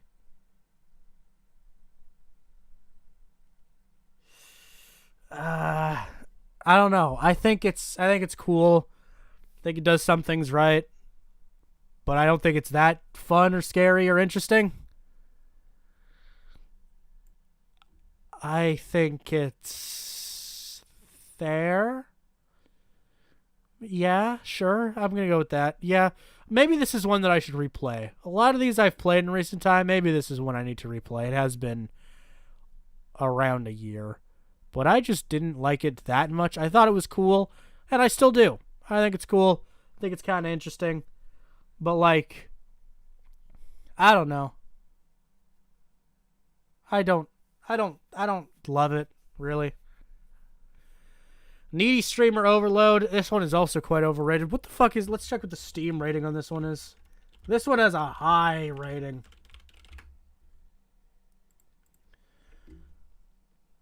This game has an overwhelmingly positive 95% with 27,000 reviews. And it's just not that good. And by that I mean it's kind of bad. I don't think it like tackles any sort of interesting subject matter in a creative or authentic way. And I think it's boring. It has a nice style. That's all I got. That's all I have. I'm going to put it below Bendy because I actually think Bendy has more fun moments. Well, okay, now this game is meant to be fun. This game isn't meant to be fun. Needy Streamer Overload is not meant to be a fun game, per se. But, like, it's also not interesting. And it's also not, like, engaging. I don't know. I think it falls really flat. Bendy, though, also sucks. But, I mean, it has its moments. Dead by Daylight. This is the only game on here that isn't indie. Sorry. It's like Minecraft, where it was an indie game, and now it's not. But, oops, it's on here. So, yeah. Dead by Daylight is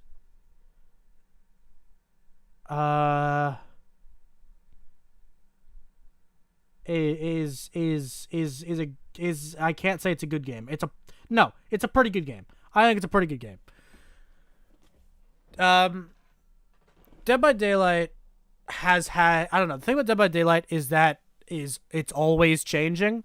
There have been like a couple of times I played it, I think it was a D game. But you know what? It's in a pretty okay state right now. I don't know if they've nerfed the Xenomorph yet. If they haven't, they gotta do that, because Xenomorph was objectively the best killer after an update, which is kind of ridiculous. And it was very unfair. Straight up, it was unfair. There was no way to counter that thing. I don't know if they have. But I would say Dead by Daylight right now is in a pretty okay state. I think it's a fun time. I enjoy playing it. It's at the top of C, or I'll put it behind Poppy. Just again, because I just enjoy Chapter 1. But I'll put it top. Why not? I think it just deserves to be the top of C. As of now, something will probably overtake it. But yeah, Dead by Daylight is a pretty fun game, especially with friends, but even otherwise. I don't love it, and I do genuinely like Project a lot more. But like, I just think it's pretty fun. Like it's a pretty fun time. It's a decently made game. Now, here's the thing. I brought this up in my Poppy chapter, or my Poppy retrospective re-review thing, because I was talking about the comparison between Project Playtime and Dead by Daylight, naturally speaking. And I was giving Project some shit for not having consistent updates and not having more content. And I said the phrase, it's not fair to compare the two, though, with team size in mind. And boy, does that apply. Dead by Daylight does not feel like a game made by a company with 1,300 employees. It's a pretty good game. It does not feel like it has this many people working on it. Like, that's insane to me. How is that possible? That is crazy. Like, this is a pretty good game. I enjoy it. There should be way more done as far as balancing And that stuff... No, this is not an indie game. I said this. Dead by Daylight is the only game on here that isn't indie because it started as indie and now it isn't. But, like, Behavior Interactive only has one other game, and it's not a game that's updated. And it's a nothing game. It's a dating sim. I don't understand what they're doing. I'm just really confused, genuinely.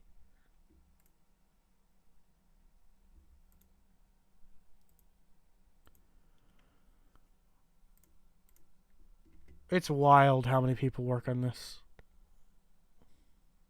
Then again, they also have a mobile game. But yeah, I think Dead by Daylight is fun. I think it belongs in C.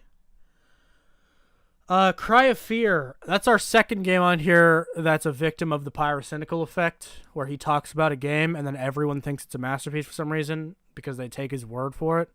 But you know what? This one, unlike Iron Lung, is actually pretty good. Like, it's a pretty good game. I think its treatment of mental health is pretty good. You know, I think they did a pretty good job of it, and it's a generally pretty fun game. It's pretty okay. There are some moments that are slow and boring. There are some moments that are overly complicated, but like, it's pretty good. I think it's fine. I'd probably put it here. I don't think I'd put it above Phasmo. But the FNAF titles that are here and Super Dark Session, I definitely don't think are as good of games. Yeah, I just think Cry of Fear is a solid game. You know, it's fine. I think it tackles the subject matter pretty alright. And you know what? I don't necessarily dislike it by any means. Don't really have any major issues with it, aside from some moments where it's slow and boring. But like, yeah, I think I think it's pretty good. I think it's pretty good. Not very scary or anything. And I definitely don't think its style is like anything great. But like, its atmosphere is pretty good. You know? Let's put these two together. Happy's Humble Burger Barn is not good. Burger Barn is really lame and doesn't really have many redeeming qualities. It's scarier than its sequel, which isn't saying that much, but it's kind of scary. But like, I don't know. It's not good. Yeah, this game's pretty bad, but it's not the worst thing. We got knocked down. We got to knock down Mr. Ops too. But yeah, it's not the worst thing, but I it's so boring, has no gameplay to it, don't care about any story elements it has. Everything about it is done better in this absolutely peak sequel. Happy's Humble Burger Farm is fire. I love Burger Farm. It is a sequel. It says so on the Steam page. That is an objective truth. But Burger Farm is actually, like, amazing, and I'm amazed by how much I like it, because when I first played it, I just thought, yeah, it's whatever. Now I've put, like, 50 hours into it, gotten every Steam achievement, speed ran it, and I love it. It is actually great.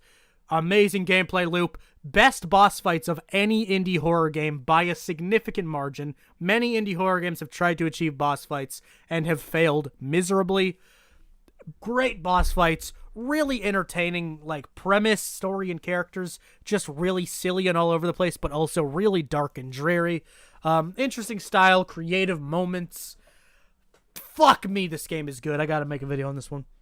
Yeah. Great game. Great time. Really appreciate this one. Always have. Well, except for the first time I ever played it. Ever since after the first time I ever played it, always really appreciated this one. And I've only liked it more and more with time. Great boss fights again. Like, I'm not going to say indie horror games should try to do boss fights more, because again, they fuck it up really often. And by really often, I mean basically always, except for Burger Farm and mostly Dark Revival, though I still don't think it does it amazingly. But Burger Farm's boss fights are fucking phenomenal. This game is just great. This is one of my favorites for sure. I love it. Among the Sleep, another game I love. I'm so glad we're back in the positivity path.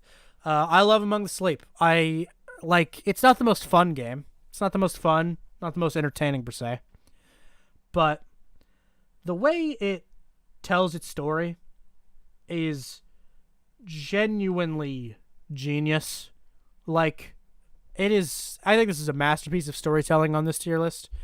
And it's genuinely tragic and beautiful. Like, it is a beautiful game. It's a game that tells a story. I won't spoil too much. That's a lie, I will. But please play the game. I'm begging you. This one's really underrated. No one's talked about this game in the last 10 years. But yeah, Among the Sleep is genuinely, like, beautiful storytelling. It tells the story. You play as a kid, and and it slowly, in a really creative way, tells the story of growing up or being a young kid in an abusive household with split abusive parents. That and it's really interesting the way it tells the story of the mom that very clearly wants to do her best but simply cannot due to her alcoholism and stress, obviously, and just inability to care after her child. It is a beautiful game, and I genuinely love this one a lot. It's high up there for me. And you know what? I love it more and more with time. This is another one I want to make a video on. I apologize for my inconsistency with videos. But yeah, I really appreciate this one. Hey, Quinnaman, Subway Midnight's ranking will determine our friendship moving forward. You're not going to like what I have to say. It's not low. It's not going to be low on the tier list. But man, do I have complaints with that one. You know what? Sure, just to not waste your time, let's get to that. All right, Subway Midnight. This game is almost genius, and they fucked it up so many times. It's really creative, really interesting, such a distinct style that I love a lot. Really fascinating experience. But there are some fucking moments where this game actually tries to do gameplay, and it fucks up so bad that I almost hate it. Like, that fucking, near the end of the game, the like, puzzle platforming section with, like, conveyor belts in a fucking orange sky. I don't really understand what it's meant to mean, but that part, wow, it's bad. And I hate it a lot. Oh, man, it's bad. Fuck. And holy shit, and the pixelated part with the big weird red area where there's a bunch of invisible walls that don't need to exist. That's probably the worst moment of this tier list. That's some, like, if Banban and Hello Neighbor had a baby and it was pixelated, it'd be like that. Fuck me, that was bad. But with that being said, the game is actually really creative and interesting. I really appreciate the bizarreness of the... that's not a word. Maybe it is. I don't know. We'll say bizarreness of this game. It's weird, and it's fascinating, and it has a really cool style, and I enjoy a lot of things about it. It could have been a lot worse. And they could have made it a lot better, though. Like, this game could have been so much better. This game could have been so much better. I'll put it in C. But, like, it's a low C, if I'm being honest. There's too many moments that make me extremely angry. You cannot convince me that Help Wanted isn't one of the best horror games of all time. I don't care if you like Help Wanted. If you think it's one of the best horror games of all time, you need to play more fucking games. Oh, it's Hide Time. Okay. So here's the thing about Hide Time. Here's the thing about Hide Time. Unlike a game like Banban or Hello Neighbor, I feel really bad saying bad things about this one. Because the dev of this game seems really nice. I've seen them in comments and stream chats. They seem really kind. But this game is so bad. Also, what's the deal with High Time Chapter 2? Did they ever fix that? Did they ever figure out what was wrong there? High Time Chapter 2. Have they said anything? Where the fuck is the Game Jolt page? But did they take down the Game Jolt page? Is it just gone? Is it like officially canceled? Because they moved it to Game Jolt at one point. Did they officially cancel it? I hope they didn't. Is it just canceled?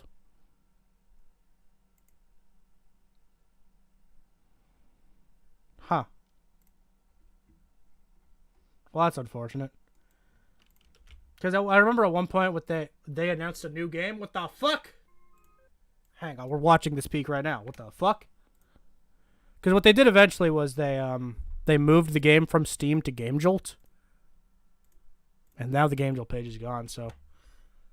Hang on. We need to watch this peak.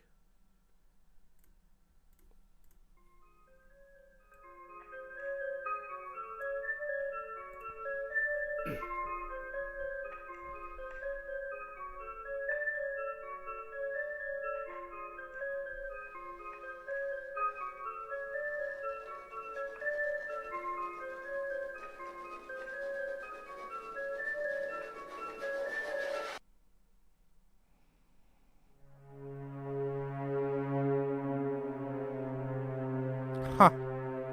Steam page, or... No? Huh. They still put hashtag hide time, but I mean, I guess that makes sense. Huh, okay. Well, you know what? I'm really glad they're still doing stuff, genuinely. I'm really glad they're still doing stuff. I definitely don't want that dev to go away or anything. I definitely think they're like... Again, hide time is bland and unoriginal, and I don't like it, and it makes me really mad to play. It's really frustrating to play. But... I actually think I think this is like I think this person is like a positive member of like the quote unquote community. I don't know what you would call it. I don't think indie horror necessarily has a community per se. But like I genuinely think I like them. Genuinely, I think they're very nice. They seem very cool. And I really don't want them to go away or anything. Genuinely. So shout out to them. I'm gonna give them a good old follow on Twitter real quick.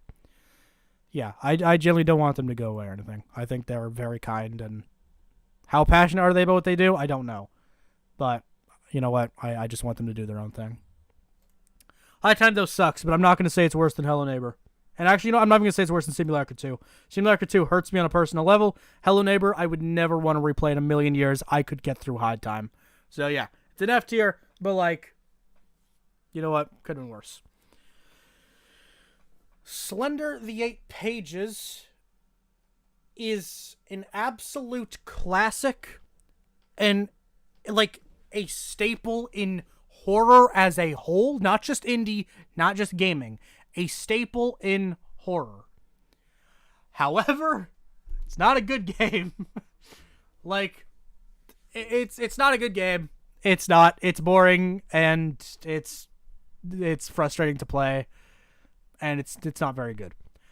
But you know what? It's still D. Genuinely. Everything in E is significantly worse. So it's still D tier. But like, there's nothing that great about it. It's like, it's not a very good game. But you know what? It's a classic. Like, it's honestly an honorary S tier. I'm just going to put it in D because it's not a great game.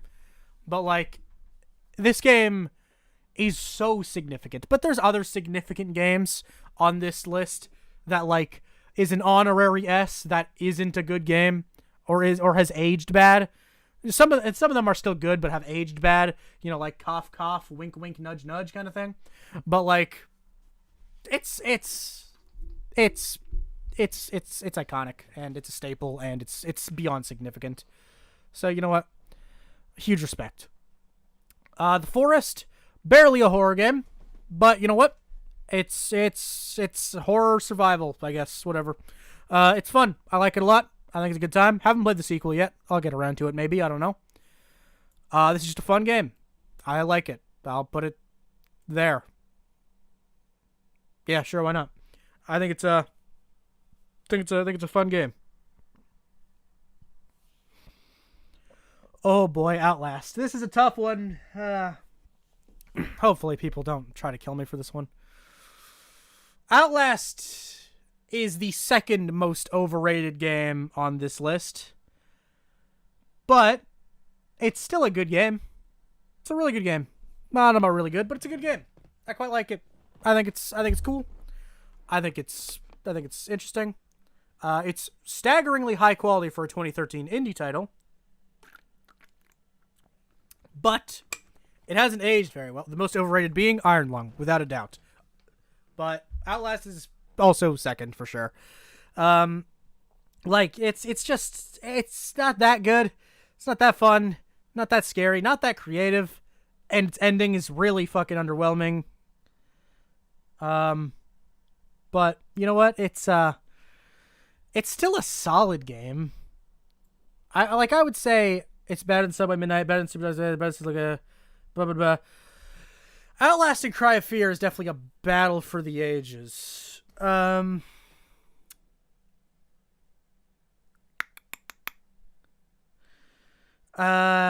It's worse. Cry of Fear is more fun. Cry of Fear is more fun for sure. Outlast has some better, like, scary moments perhaps, but like, no, yeah. Cry of Fear is better. Cry of Fear is better for sure.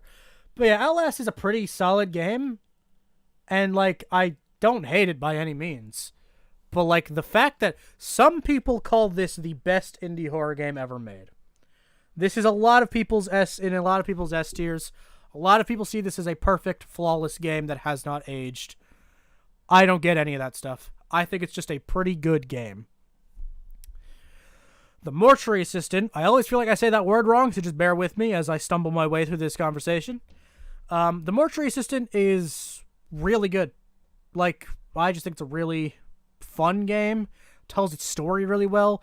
Its scares are really interesting and creative.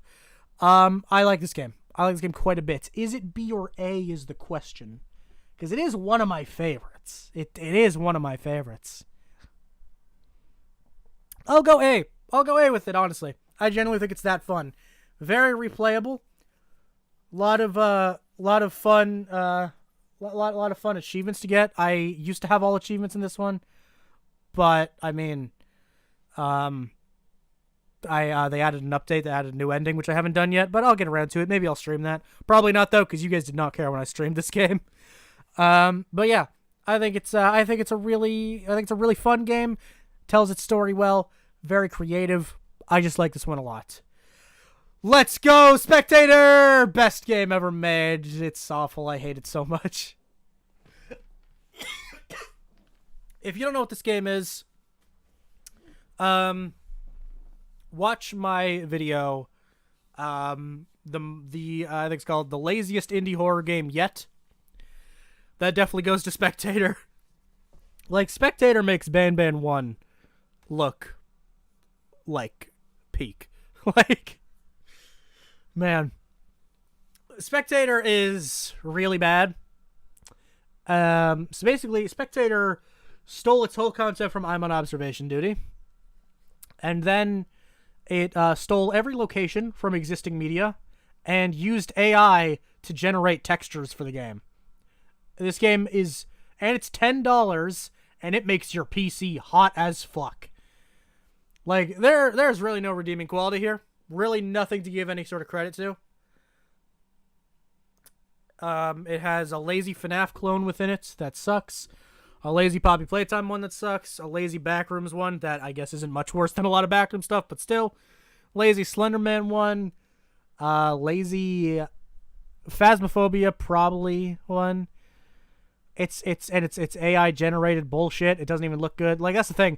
Like, AI generation, there's a whole conversation to be had there. AI shit, it sucks, whatever. But this was before AI was even at a level where it could like pass as like high quality. So it all sucks. Like, it's all awful. Like, it looks like shit. This was before AI was like at a level of quality that was like just objectively really good. It looks like shit. You know, and let's talk about another game I hate. The Watson-Scott test. The Watson-Scott personality test. This is a personality test horror game that is $5, and it's stupid and lazy and basic, and I hate it. Dear God, do I hate it. Holy fuckles, I really hate it.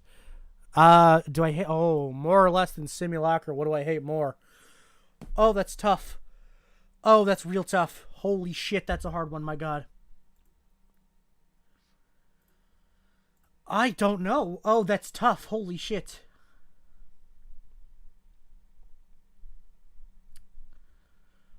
I think I like it more. It's done with quicker, and at least I can't really say it tries, but I'd say it's a little more. I don't know. I'd say it's a little bit better, just a small tiny bit better. But Watson's Got Personality Test is literally just like, it's like a personality test, and then it gets spooky. Like, it'll ask you questions like, "Hey, if there was someone in your house right now gonna kill you, would you be afraid? If there was a dead body behind you, what would you think about it? Have you looked behind you recently?" And then it gives a jump scare. It sucks. It's awful. I hate it. Little Nightmares 1 is a really fun game. It's a really good game. I like it a lot. I think I like it less than Spookies, to be honest. Because Spookies has a lot of content. I am struggling to breathe. Don't mind me. But yeah, Little Nightmares 2, I know a lot of people say is a lot better, and I need to play it. I know I need to get around to it. But Little Nightmares is still a really good game. It's fun, it's creative, looks great, and it's also like, I don't know, like the character designs and the environments, the atmosphere, it's all really creative. And yeah, I just really like it. I think it's a really fun time. And it's really creative. It's so fascinating to just look at. It's such a weird game. I really like it. Detention. This game is okay almost, but it drags on for a little too long. Has a lot of problems. Drags on for a little too long. And definitely doesn't work in as many quality scares as it could have. But yeah. Oh my God, it's the Dev of High Time. Hi, I am the Dev of High Time. The game was canceled because of other private things. Thank you. Okay, that's fair. But hey, I don't know if you were here when I was talking about it. I may not like High Time, but I went on this whole spiel about how I like you. I've seen you in comments, I've seen you online, and I really want you to keep making stuff. I think you are a very positive part of this community, quote unquote. Again, I don't know what community that would be, but I'm going to call it that. And I definitely want you to stick around, and I really want you to keep making stuff, and I'm definitely going to play whatever it is you do next. So yeah, although I don't like High Time, for a wide variety of reasons, I know that's not the hottest take, please stick around, keep doing stuff. And yeah, shout out to you. But yeah, Detention, I don't know. I think it tells it's like creative, and it tells an interesting story, and it has a couple decent scares. It's very artistic. It's a very artistic game. If you're into that kind of stuff, I respect that, and I am sometimes. But it's too long, and it's too boring at times, and it tries to work in mechanics in its 2D style, and it doesn't work very well a lot of the time. I'll put it there, and we gotta bump down Mr. Hops. I'm sorry. We have to. Venge. Controversial one here. Not really for it being it though. I really wanted to like Venge. I really wanted to like Venge because I wanted to like be nice to the dev. I like when indie devs try to do stuff. But this game sucks. This game is really it's really boring. It's really lame. It's really basic and boring. And it's too long, and it doesn't really have a quality sequence. I don't like this game. I don't like this game. Why is Mr. Ops 2 a whole tier lower than the first? Because it's that much worse. But yeah, Venge is just so not good. It's just so not good. Let's get all the Slaughter Me Street games done. Let's do that. Okay. Slaughter Me Street 1. Real bad. Really bad. Like, really, really bad game. It's a 3D.exe game. It fucking sucks, and it doesn't really function correctly.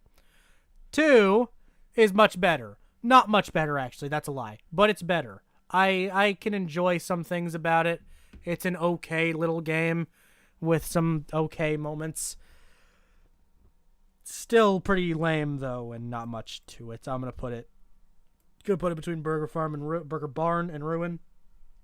Super Retro, Slaughter Me Street Super Retro, I actually like. This is the newest one. It's a mobile game that came out like a month ago or so. And we played it on stream. It's a fun game. It is a fun game. I like it. I like it more than I probably should. It's going to go above Outlasted Cry of Fear, which could cause death threats. But, like, it's just a fun game. It's 2D, and it's simple, and it has, like, the basic mechanics of Slaughter Me Street 1 put into a much more clean and simple formula. It's a very cute game. It has, like, unlockables and stuff. It's just, it's a fun little game, and I like it, and I'm not ashamed of that. Night Blights is not good. I don't like it. It's boring. It's very basic. It's very generic. And, yeah, I don't care about this game at all. Is it better or worse than Venge? Is it better or worse than Venge? That's a really good question, actually. I think it's worse. Has less content, and I'd be less willing to replay it. Amanda the Adventurer. I like this game. That's about it. I just think this is a good game. It's pretty good. It's yeah, it's a pretty good game. Very good puzzles, really high quality, like escape room style game. Its scares suck. That's kind of where it loses me. Like, all of its scares are like bad analog horror tropes. It's kind of tragic, honestly, when it tries to scare you. But I mean, it's a pretty good game. Like again, it's escape room stuff. Its characters are still cool and memorable. Like I like Amanda and Sheepa. Fuck is the sheep's name? Sheepa.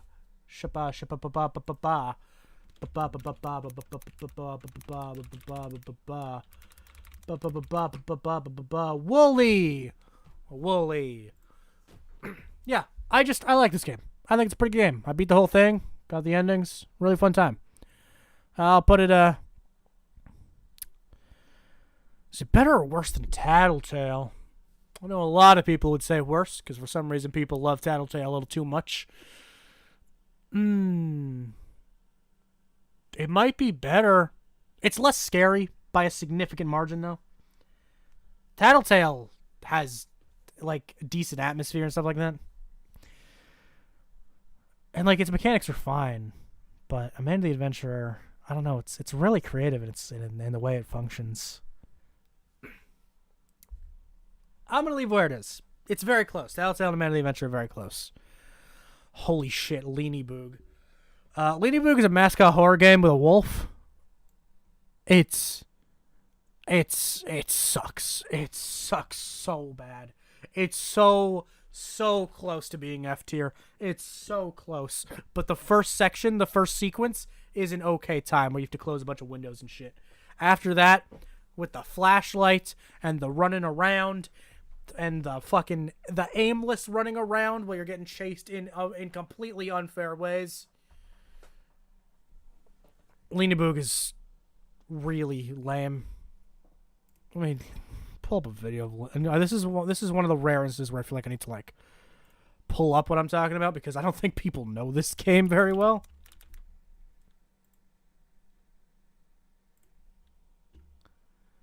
Shout out to Mark. Hello, everybody. Did he play the full game or just the first sequence? Okay, he did the full thing, right? I think so.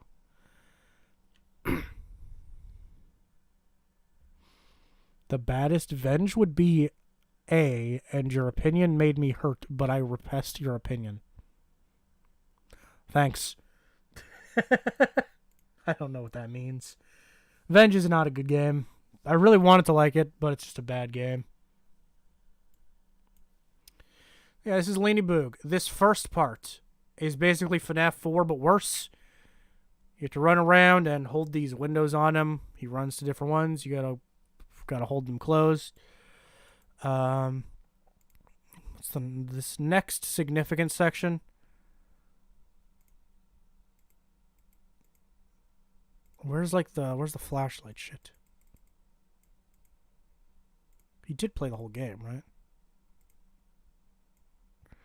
Yeah, activate 4 generators. After activation, there will be a flashlight. To turn on the flashlight, hold down the F key, which is very finicky. Venge 2.0 looks fire, though. I don't know. Did I play? Maybe I didn't play the updated version of Venge. I don't know. Fine. Maybe we'll do a stream on it. Yeah, this is very finicky. This is very frustrating to do. Very difficult.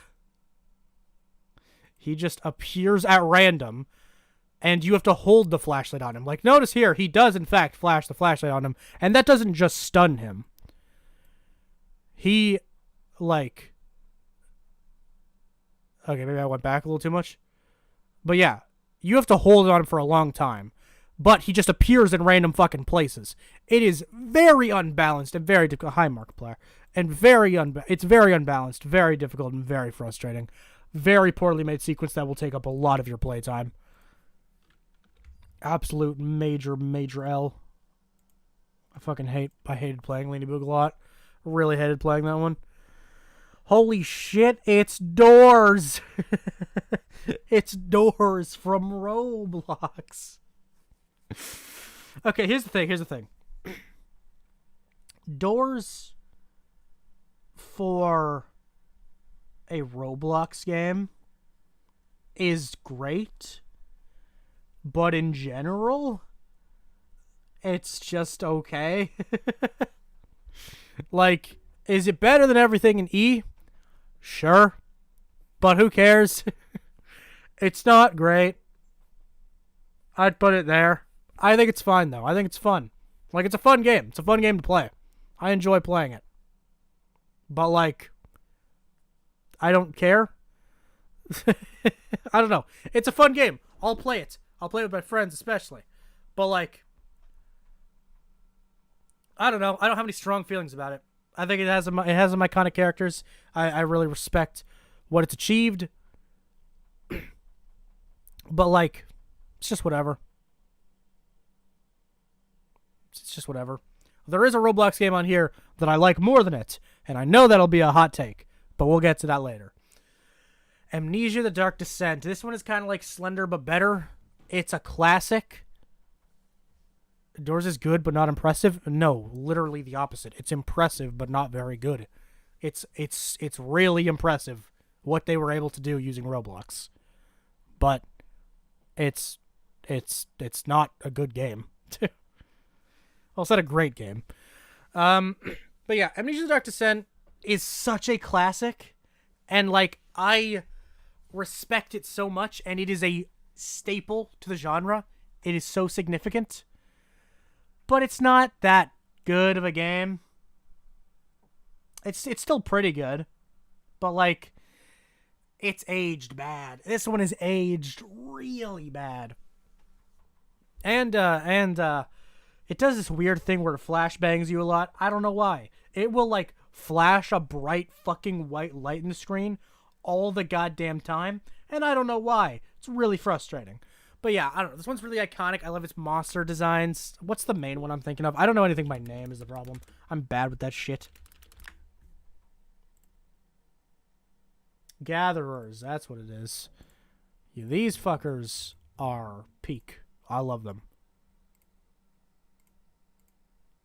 Look at this dude. I love this guy. He is peak. I love him. But yeah, I don't know. I just can't really love Amnesia. I think it's aged really bad. But you know what? It's still pretty good.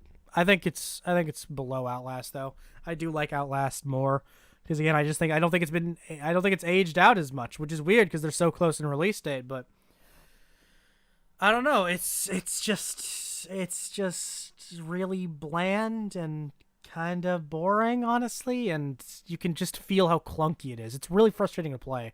It's still creative and it still has some really great things about it, but it's difficult to play because it feels wrong. And I don't know, it's weird because like games on the like N64 for me don't feel that aged. I can play them very easily and not feel that weird about it. But like for some reason PC games are very different in that regard. This one has just aged really bad. But you know what? It's still a good game. I'd say it's a good game. C is still good. It's just not that good. Oh, Happy Hills Homicide. This is a really fun one. It's not very horror, but it's a fun one. Happy Hills Homicide is like a puzzle slasher game. You play as a slasher and you murder. You play as a slasher and you need to like interact with your environment to set up traps and kills to kill people. Can you tell I analyze video games for a living? I know, I'm so good at it. But yeah, the Happy Hills Homicide is really fun, really creative, really unique, great art style too, great story too, honestly. Like, it's a bit typical for a slasher, but you know what? I like slashers. I like that generic bullshit, horror movie-esque stuff. Sue me.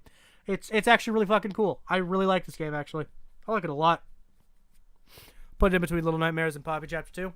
I think it's great. It's a really fun one. This one, this is a pretty obscure one for this list. This is Dr. Therapy with Albert Kruger. It's like if Doki Doki was pixel art and about therapy. That's what I'll go with. You're a person in a therapy session. Your therapist is a crazed lunatic, and you like talk to him about stuff about your quote unquote mental state, and they do like examinations about your current well-being, and then it gets all spooky. There's twists and turns. Not very scary, but you know what? Very creative and unique experience. I think this one's going to be my top of C. I quite enjoyed this one, actually. My Friendly Neighborhood is just a really solid game. I don't have any strong feelings on this one, honestly. The one thing I have strong feelings on is the melee combat. Like, the wrench sucks. It's like Bendy levels of melee combat. Like, it's frustrating. Like, the range on it doesn't make any logical sense. It's really goofy. But My Friendly Neighborhood is a really good game. I love the characters. I love the gameplay. Just a fun-ass survival horror game. It's not scary, sure, but it doesn't need to be. It has a very distinct style in its non-scariness. Just a very, very solid game. I think I'll put it here. A lot of people would put it in A or S. I understand that. People love this game. But for me, it's just a very solid game that I enjoyed. No strong feelings here. Just a really good game. I'll probably replay it again sometime. Sorry, my throat's starting to get a bit dry because I'm talking so much, but you know what? We'll keep going. I'll push through. I did also vomit directly before starting stream. That's why I was a minute late. My throat is not in a good place right now. Don't take that out of context. Joyville is something. Okay. Here's the thing about Joyville. It has one thing above almost everything on this list, potentially everything. The environmental design, the quality of its assets and environment is so high quality that it's ridiculous. Like, holy shit, this game looks beautiful. It looks better than Poppy Playtime. It looks better than The Dark Revival. It looks better than any FNAF game.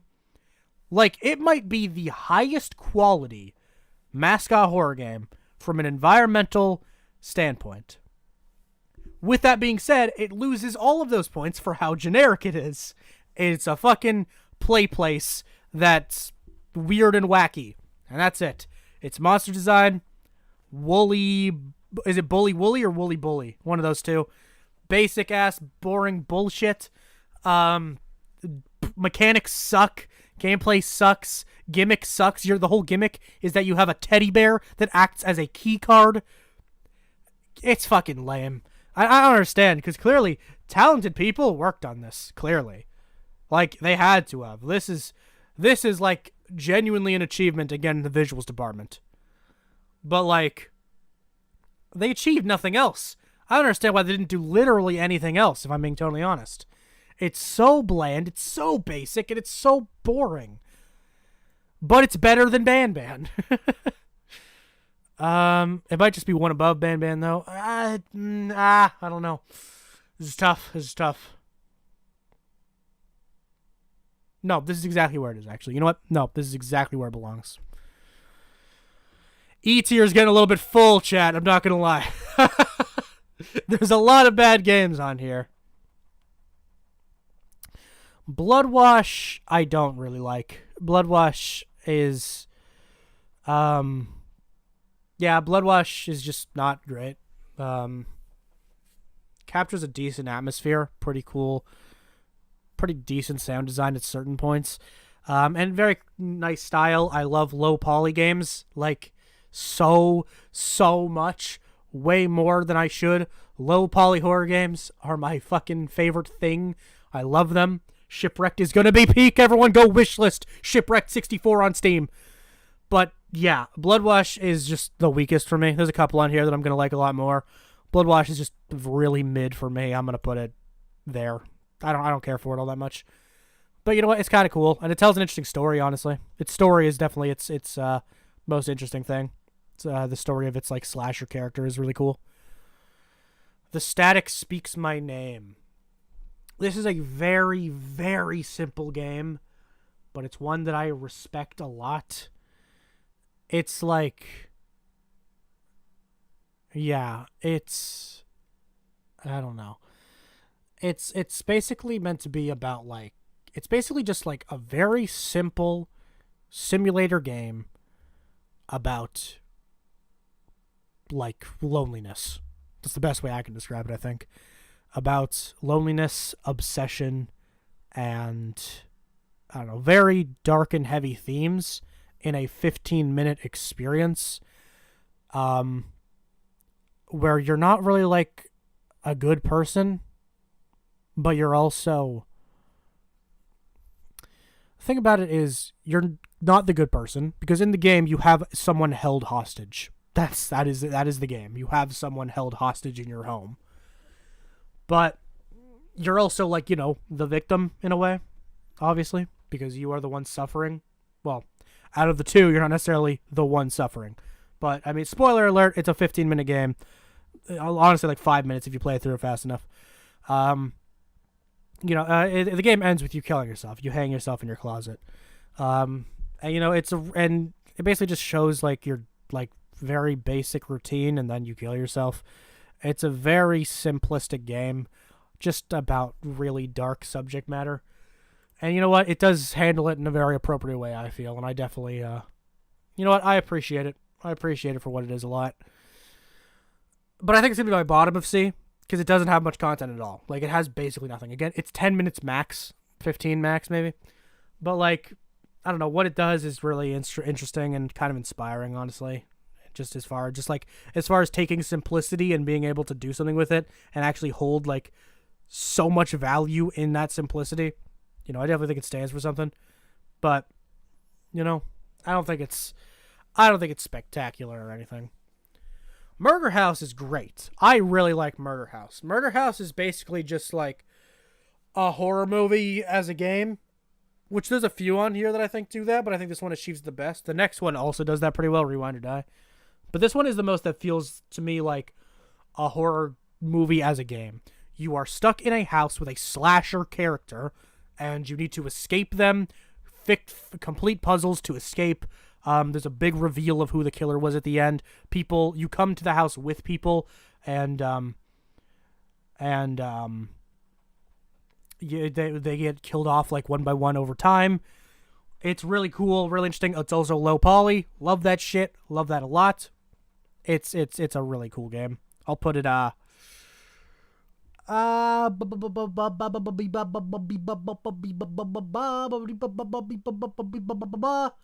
fuck, I don't know where it goes actually. This is hard. I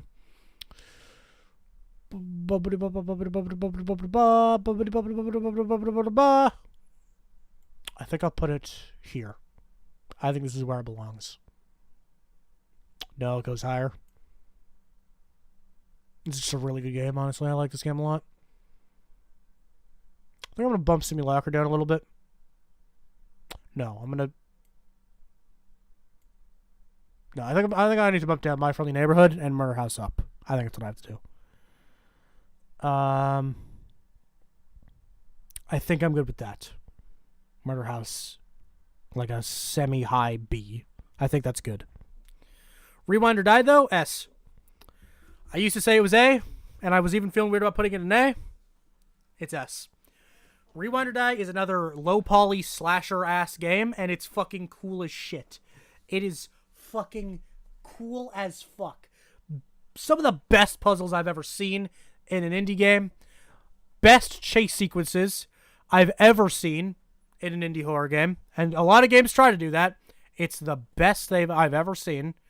It is the low poly style, basically top tier. Slasher character, really cool. Story and reveal done perfectly. I love Rewind or Die. Choo Choo Charles. We are going to ignore the fact that Choo Choo Charles appears in Banban 4. We are going to set that aside for the sake of the argument. I like Choo Choo Charles. I just think it's a pretty good game. I don't love it. I don't think it's fantastic. And I definitely think what the dev did with this game, without a doubt, is show how much potential they have. And I'm really excited to see what they do next. I'm very excited. I don't know if it's going to be a sequel or if they're going to do something entirely different. This game obviously did pop off for them, so I feel like it's going to be a sequel, but I don't know. But this game is a good game. I don't think it's fantastic. I'm going to put it, like, here. But, like, this definitely... this game definitely showed that the dev has, like, an ungodly amount of potential. And I really am looking forward to what they do next. Just don't collaborate with Banban again. That would be my advice. That's genuine advice there. I'm not even kidding. But, you know what? It's a good one. It's a really good one. Just a really fun, interesting open world game. Obviously very iconic character. Managed to make mascot horror a little more on the scary end. Still don't think it's that scary, but you know, definitely not like a kiddie game by any means. Yeah, I think this one's pretty fun. Memorable characters, memorable scenes, and pretty badass moments. Honestly, shooting a fucking train spider with a gun. Pretty fire. This one is called T-Gachi. I'm not sure if anyone here has heard of this one. This is basically if you made Tamagotchi a horror game. Not Playtime with Percy. Yeah, it's a horror game. It's a horror Tamagotchi kind of game. Basically, if you replace, like, a Tamagotchi, I hope you guys aren't kids. I hope none of you are, like, too baby enough to not know what that is. But, like, basically what Tamagotchis is, it's like a little, like, it's like, they're not animals, but we're going to say that. It's like an animal kind of creature. It's a creature. It's not a human being. But in T-Gachi, it is a human being. Which makes it really dark. It's really fucked up. It's really fucked up. Basically, you need to look after and take care of this girl, and it's fucked up. If you do the wrong thing, then you kill her, and she kills herself, and basically you can do some really fucked up things to her that you should not be allowed to do. and it's really dark and twisted, but it's not that good of a game necessarily. It's very one-dimensional. I wish they were a little more creative with it. I wish they gave you a few more options. I wish there was a bit more creativity to its mechanics and the inner workings of it. Basically, all you can do is like look at her. All you can do really is talk to her, and like it's like your choices depend on your choices affect your ending. But like I wish there was a little more to make it feel more like a regular Tamagotchi game where. And also, I really wish they emphasized how little control she has and less weird means. Like, she is within this virtual world that you're in control of. I wish they really leaned into the fact that... Like, they could have made this really cool by leaning into the fact that she is trapped here and she cannot escape without dying. And, like, she is, like... she's fucked. It's over. Like, I wish they really made a way to... I really wish they came up with a way to showcase how dark and twisted her situation is without just making her seem like nervous. Like that's basically the extent of it. Like when it expresses the fact that she's like trapped and afraid and uncomfortable, she's basically just like shy. It's really weird. But I still think it's all right. I think it's almost passable.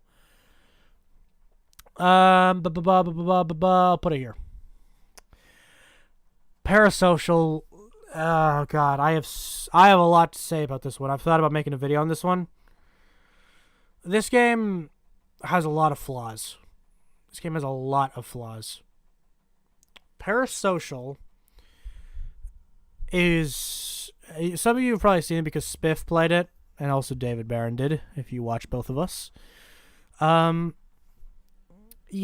Parasocial is a lot of wasted potential for sure. Basically, you're a streamer and you're being stalked. Your computer gets hacked by a viewer and they're watching your every move. All that shit. And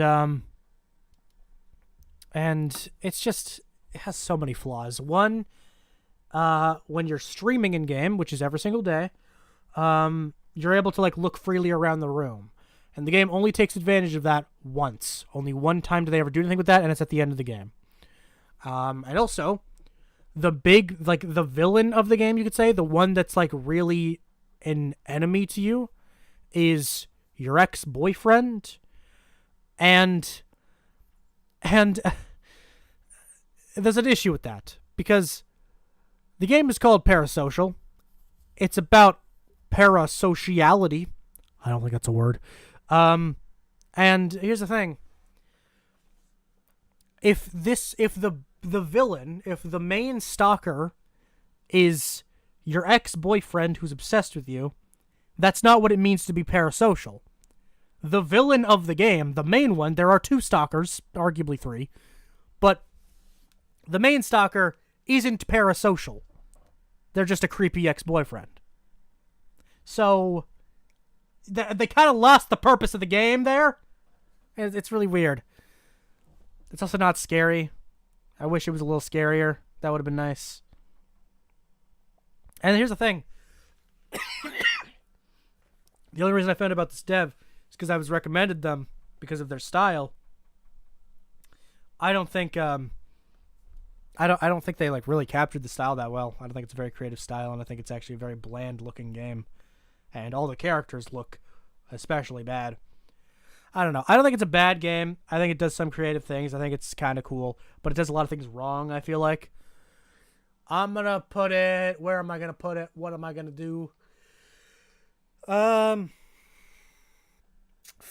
I'm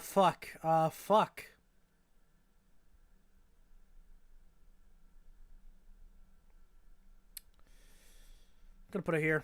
I think it does less creative things than Detention does. Egghead Gumpty, let's go! The Euphoric Brothers' first mascot horror game. This game was made because the Euphoric Brothers, well, one of them, was afraid of Humpty Dumpty as a kid. Which is fascinating. Egghead Gumpty is the best Euphoric Brothers game I've played. That's something. It actually has an okay gameplay loop. It's not that bad, and it's procedurally generated, which is really interesting. But can obviously run into a lot of problems. And this one, the main one, is you can reach the edge of the earth. And when that happens, a lot of the times, items are just cut in half. Like, say there's a bench that was procedurally generated, and it reaches beyond the cutoff point. There will just be half of a bench. It's a bit goofy. And also, the premise of this game sucks. But you know what? It's not actually that bad. But, like, it's still pretty bad. Like, it's way too long. It's way too, like, unfair in how, getting rid of Gumpty is really uncharitable, and finding everything that you need to find is really difficult. There's so many things. It's still not very good. It's still a pretty bad game. Do I dare put it above Ruin? I genuinely do. I think its gameplay loop is kind of fun. Lixian's game. Lixian's game, Do It For Me, which he made for a game jam. But then it was updated after the game jam to add some extra stuff. This game is actually fun. It's a puzzle platformer with the premise of love is blind. Where, like, basically there's hearts to collect and there's enemies to kill. And doing both of those things affects the level itself, and you need to do things in the correct order, and you need to do different things for different endings. And basically the whole twist of the game is the enemies you were killing were actually people at your school. Pretty fucked up shit.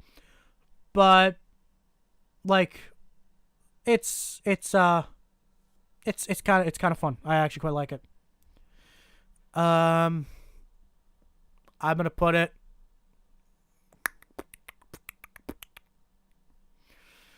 I'm sorry, can you say the name again? I want to do my stupid joke. It's called Do It For Me.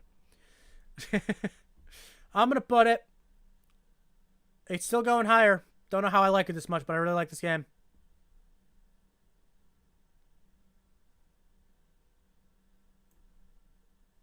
I'm going to put it there. I'm going to do that. I like the game. Hey, welcome to the game. Shout out to Welcome to a Scary Movie. Welcome to the game is fun. It's a really good game, actually. Really well made. A lot of you probably know what this one is. It's definitely not one of the smaller ones, but it's like you're on the dark web and you need to do dark web things. We're going to go with that. But yeah, the horror of this game is done really well with people breaking into your house and shit, and the sound design is actually like top tier, really good sound design here. And also, I think it's really creative in the way it uses its websites to navigate the plot and all that. Mechanically fun, stylistically whatever. Scares pretty good. Title screen music is a banger, real damn good. Yeah, it's just a fun game. Interesting premise. Pretty decent scares. I'll put it above Choo Choo Charles, actually. I don't think Dead by Daylight would be this high. I almost feel like I should knock that one down. But I do like it. I think it's a fun game to play. Alright. Boofy's Bunker. Shockingly good game. I'll put it between Welcome to the Game and Choo Choo Charles. Does chases really well. Sound design is crazy, really loud and disturbing. Really strange game to play, but I quite like it for that reason. Lots of content. This game you could play for like 30 hours. I haven't beaten it, that's for sure. Really fun, interesting game. Creative. Lots of additional content. Like, there's a wide variety of difficulties, challenges, Easter eggs, secrets. Crazy game. Lots of content. Underrated. Highly recommend it. Whiskers, formerly known as Mr. Whiskers, is a game we played not that long ago on stream. It's a point and click, like, escape room slasher game. And here's the thing. This game is really cool. Pretty interesting. decent style, but like it does a lot of things wrong. Mainly being getting things that you need to progress are insane. It is awful. Like sometimes you need to click on something so fucking precise and exact that it is ridiculous. Like sometimes there will be like a cabinet and you can click all over it and you will get nothing, but if you click on a very specific fraction of it, then you'll get the thing you need to get to move on with the game. It's really it's really precise and straight up unnecessary. Making the game honestly just a lot worse just from that, because sometimes that's the whole game. It's a point and click escape room kind of game. You can click all over the place and you'll get nothing, and you'll feel like you missed something, and you'll be looking around in different rooms at that point, but it was right fucking there. You need to click like a very exact pixel. Major flaw in the game. Generally not that bad of a game. I like it more than Detention. I'll say it's better than Secret Neighbor. I'll say it's better than Doors. I'll put it between It Steals and Doors. I think that's fair. Hey Isaac, I love your stuff. Thank you. I want to say two things. What happened to the Banban Marathon Part 2? I just didn't give myself enough time to prepare for it, honestly. Just wasn't really a viable option to do, honestly.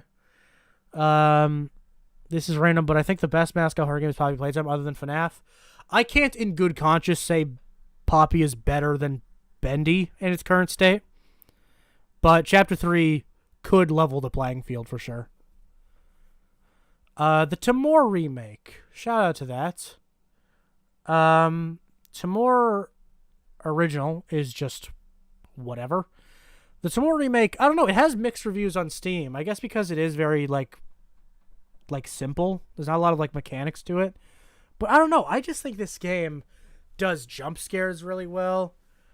But like, I don't know. I think it does jump scares really well. I think it does atmosphere and environment really interestingly. This game has like, it's basically just a game where there's creepy mannequins all over the place and you have to walk around. That's the whole game. So actually I can understand why people don't really like it. But I just think it's fucking cool. It's really creepy. It's really eerie. It's all over the place and it's really disturbing. And it's a classic, of course. Like, this is the remake, but like, Timor is a classic. It's so iconic to people that were in the indie horror space back in the day. I think these are all like kind of classics. Cry of Fear, Outlast, Amnesia. I think Timor reigns supreme. Genuinely. Almost Home Now is so fucking... Why does this game... This game has a fucking high-ass Steam rating. What is it? Okay, it's not as high as I thought. It has an 84, but that's still too much. I don't understand why people like this game. It's about 10 minutes in length, and you don't do anything. It doesn't have interesting atmosphere. It doesn't have an interesting ambience. It's just walk home with like really clunky controls because they decided to go for tank controls. It sucks. This game sucks. I don't understand why this exists.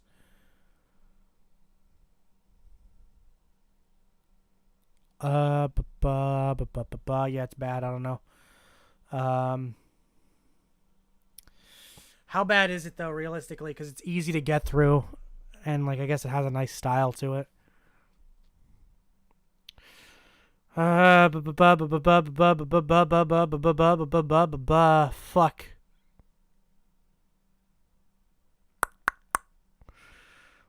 I like it less than Dark Deception. I think I like it less than Venge.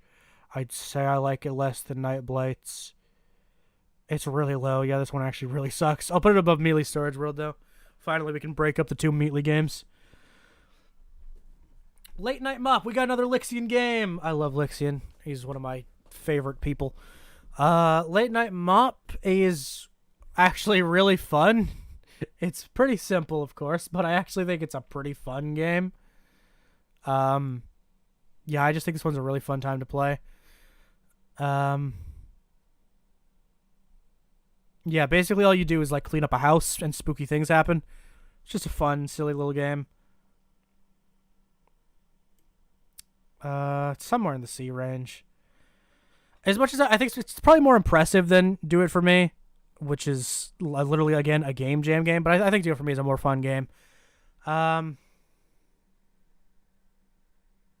it between Cry of Fear and Outlast. Outlast is overrated. I'm sorry. It's cool. I don't dislike it, but it's overrated. Mr. Tomatoes is the only game on this list I haven't played because, like, it just doesn't open. I've tried so hard to make this game open, and it closes every time I try to open it. So, major L. Hi, Squeaks. If anyone likes Dark Deception, I'm going to run them over with the Troggin Roller. What did my man just threaten people with? Nothing comes up. It literally says no results containing all your search terms were found. Anyway. Vanish. We've talked a lot about classics that haven't aged well. This one has aged well. I really, really fucking like Vanish. Like, holy shit, I like Vanish.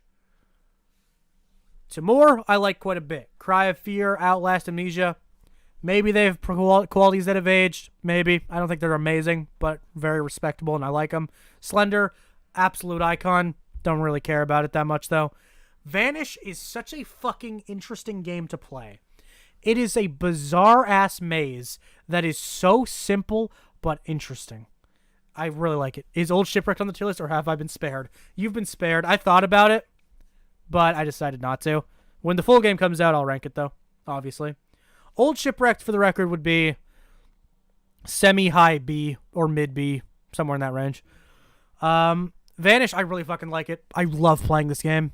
It's so cool. Like, such interesting mechanics, the way the map is laid out, and it's so all over the place and weird. I fucking love playing this game. It's so weird. It's so weird. I've never seen anything quite like this one. I'll put it there. I really like playing this game. The Man from the Window. See, I mean, realistically, this game isn't that bad. They just decided to make the protagonist a character with, like, ridiculously large tits. The protagonist of this game is a rabbit with huge tits. I don't get it. The character design of this game is actually awful. It's really bad. Also, this game just isn't all that great. It's really lame and boring. Squeaks, you are down horrendous, my man. Yeah, I don't know. I don't really care about this game. I think it's a bland puzzle game. I don't think it's very interesting. It's a little bit creative in the way it has you do its puzzles, but I don't care for it at all. Yeah, it's just really nothing. I like it more than these three. I like it more than Survival. I'd say I like it more than Night Blights and probably Venge. I'd say it's worse than Dark Deception, though, honestly. What do you think of the new Indigo Park trailer? I really liked it. I thought it was pretty damn cool. I was actually pretty amazed by how stunning the environments looked. Yeah, it was really cool. No, Darkwood is not on the list. That's definitely one of the bigger ones we got to add down the road. Banban 3 and 4 over Dark Deception? Abso-fucking-lutely. They have higher quality moments. Well, not entirely true. The peak of Dark Deception has not reached the peak of Banban, but, like, the constant terribleness of it isn't on the same level of badness as Banban. Sorry, it's worse than Banban, I mean.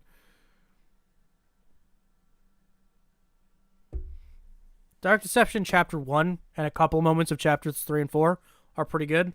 Well, I don't know about good, but solid. But, like, Banban 4 actually has, like, a consistent level of quality. Voice acting especially.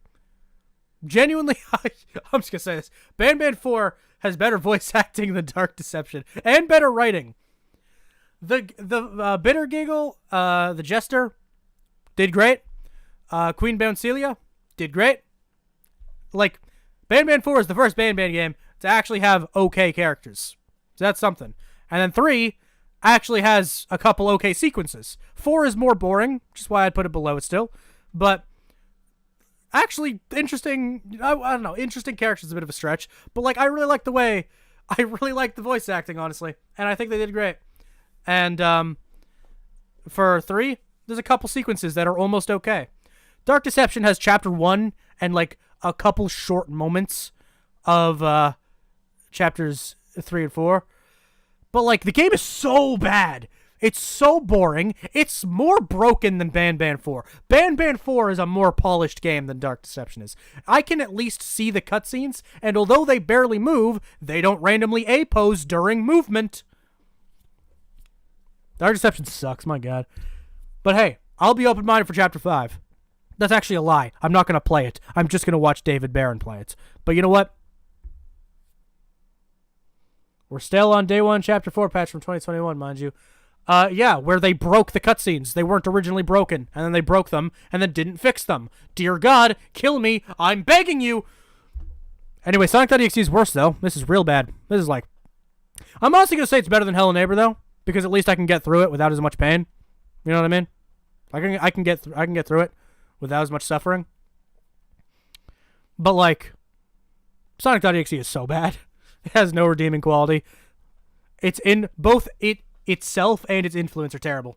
So, like, yeah.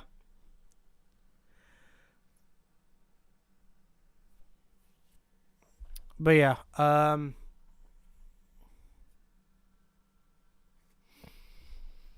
so yeah,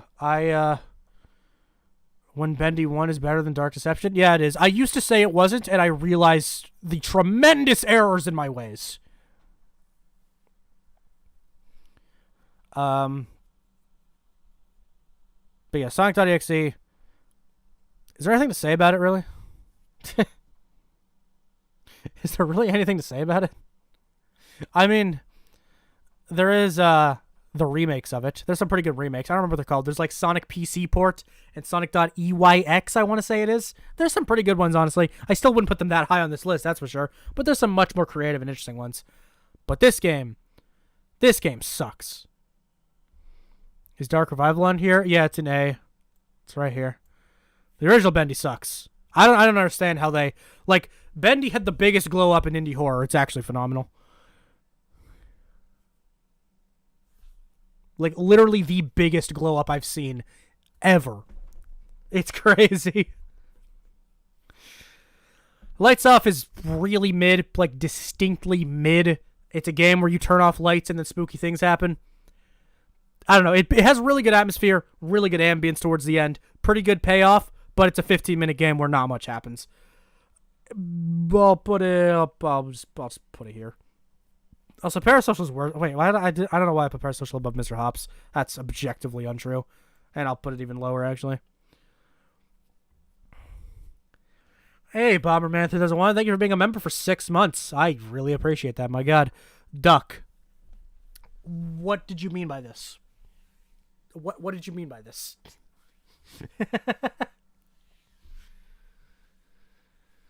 I don't even get the title, Dark Deception. Okay. I think it's meant to be... I'm really thinking about this. It's like the deception's dark, you know what I mean? The deception is dark. The deception is dark, man. What do you mean? Oh, Gone Golfing is so bad. Fuck. Dear God, I hate Gone Golfing. That was such a pain in the ass to play. It's a golf game that's horror, and the mascot horror character is a golf ball with limbs. Fuck, this game is so bad. I like it less than Banban, actually. Fuck you. It's so bad. It's so painful. Oh, the mechanics are terrible, and the puzzles are terrible, and the main character is terrible. It's kind of funny in a way, but holy shit, I hate it. Man, it's bad. Happy Game is a game I love. I love this game more and more with time. I really appreciate this game. I've heard it described as psychedelic horror, And that is the best way to describe it for sure.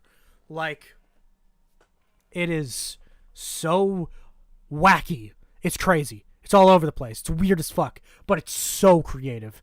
It's so creative.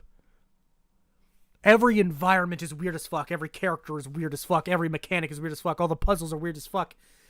And apparently, I don't know the truth about this game. I don't know the story this game is trying to tell.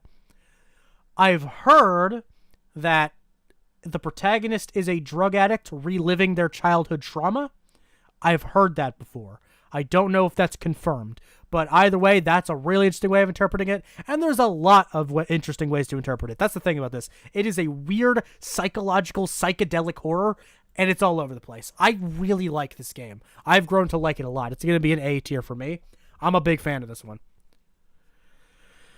Oh, fuck Death Park. Oh, God, I hate Death Park so much. Death Park has a bug that is so game-breaking. It is insane. It is crazy. Holy shit, it's so fucking broken. This game, if you get caught by the killer and die, it freezes you in place, and if you pause and unpause, you can freely move around but not interact with anything. You need to quit out of the game when you die to make it actually run properly. It's so broken. That only happens like one of every maybe 3 deaths, but that's still a little too much. Holy shit, they fucked that up so bad, and it's still the way it works. Puzzles of this game suck. Premise of this game sucks. This game sucks. I hate this game. Dude, that's so broken. Holy hell. It's insane how broken it is.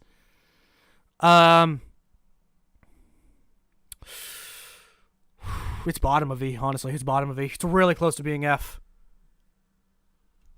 It might be F. I don't know. Fuck it. It's F. I hate that game. Riot of Willy. Riot of Willy. The latest and greatest in mascot horror. Honestly, this one has potential, but it sucks. Riot of Willy is another Poppy Playtime kind of clone. It leads a little more into the escape room kind of thing, though. You gotta interact with the environment, interact with different objects, complete some puzzles to escape different monsters. Yeah, it's kind of cool. Here's the thing: the puzzles are actually pretty good. Character designs suck, but the puzzles pretty good. And the whole game itself is somewhat fun. But it's $3 and it's like 15 minutes maybe. So it's kind of just, and it's also called Riot of Willy. The fucking blank of insert character name here just won't stop. And yeah, it's still very plain and generic and clearly just falling into the fucking like trap of being a mascot horror game made for profit that doesn't really do anything interesting. But you know what? If they would just stop, if this wasn't a chapter release, if they just made a whole game and it was on the same consistent level of quality, could have been pretty alright. I'm gonna be charitable though, and put it, this is not very charitable actually, I can't go that high, I'll put it here. Okay. This is what you guys are gonna have to hear me out on. You're really gonna have to hear me out on this one. You're really gonna have to listen to me, alright?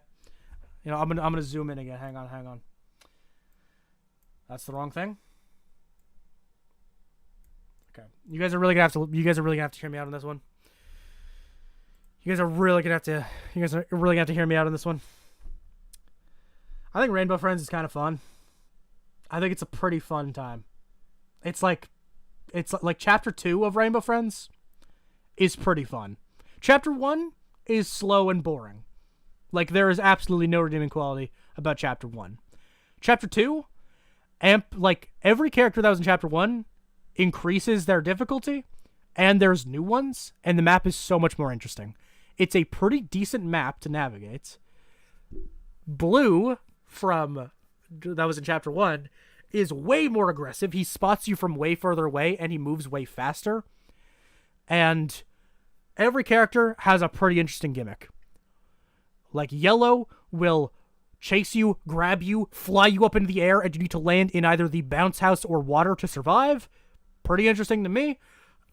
Purple only has a designated area where only his arms come out of the ground and can actually run around the place. Green is blind and will like basically acts as like a big wall and will block off areas and move around every now and then. Cyan, I don't remember the exact gimmick of. I think it's if you're in your box, they won't notice you unless you move in your box. Whereas with blue, if you move in your box, it's fine. Basically, I actually kind of like this game, but not that much. Don't get me wrong. It's not going to go that high. I'm hearing you out and kind of agree. Based. When's Rainbow Friends coming to Monsters Immortals? Let's get the Roblox horror trilogy going in Monsters Immortals. But yeah, I would say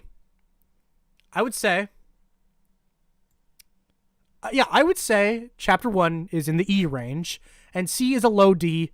This, naturally speaking, is somewhere in the D range. Sorry, a low C for Chapter 2. Look, it's been 3 hours of me doing nothing but talking, and I vomited right before this stream. I can't fucking talk right. Chapter 1 is in the E range. Chapter 2 is a low C for me, personally. And I'm gonna say it's better than Doors. I'm sorry. It's better than Doors. I'm sorry. It's better than Doors. I like it more than Doors, okay? I'm sorry. I just do. I just do. I can't help myself. I can't help it. I have problems. I like it a little bit more. Shout out to Super Dark Deception being way higher than Dark Deception. Why is they gotta fucking finish Super Dark Deception. They better release chapters 2 and 3 this year like they said they were gonna do. Because this game is so much fucking better. But anyway, yeah, I like Rainbow Friends Chapter 2 a lot. It's really fun. It's really fun. It's not great. It's still in the D range. It's not a great game. But it's still really fun. Okay, these two are by the same dev named Angela He, who I fucking love. They are amazing. I don't really think of these as horror games, Missed Messages and You Left Me, but they're kind of on the psychological horror end of things. And that's how I see a lot of like store pages describe them. So figured I'd count them because I really like both of these games. Both of these have very heavy subject matter in like a visual novel kind of style way. Very creative art, though. Angela He... What's their fucking online handle, though? I should probably fucking remember that. Do they have an online handle? Yeah, it's Zephio. Some shit like that. It's ZEPHY0. And they are very talented. Very good at art.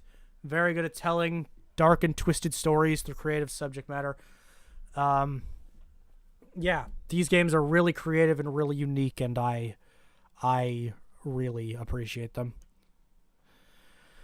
Missing Hiker is so nothing. I don't even know how to judge this one because it's bad because of how nothing it is, but it's mid because of how nothing it is. Like, it's not that bad because it doesn't have enough content to do anything that bad. Missing Hiker is a game where you go on a drive to look for your missing brother. So you drive a little bit, you go into a gas station to talk to a couple people, you walk into the hiking zone, you meet another person in a tent, you go to a cabin, and you get killed in the cabin. There's nothing there. Part of me wants to say it's in the D range, because again, it accomplishes so little that it can't be that bad. But it's also so nothing, so it's kind of bad. Like, in a way, you could make the argument Banban 1 is actually in the E range, because it does so little that it doesn't do that many bad things. But that's not how that works. I'm just going to throw it below Joyville. We'll do that. Why not? I think that's fine.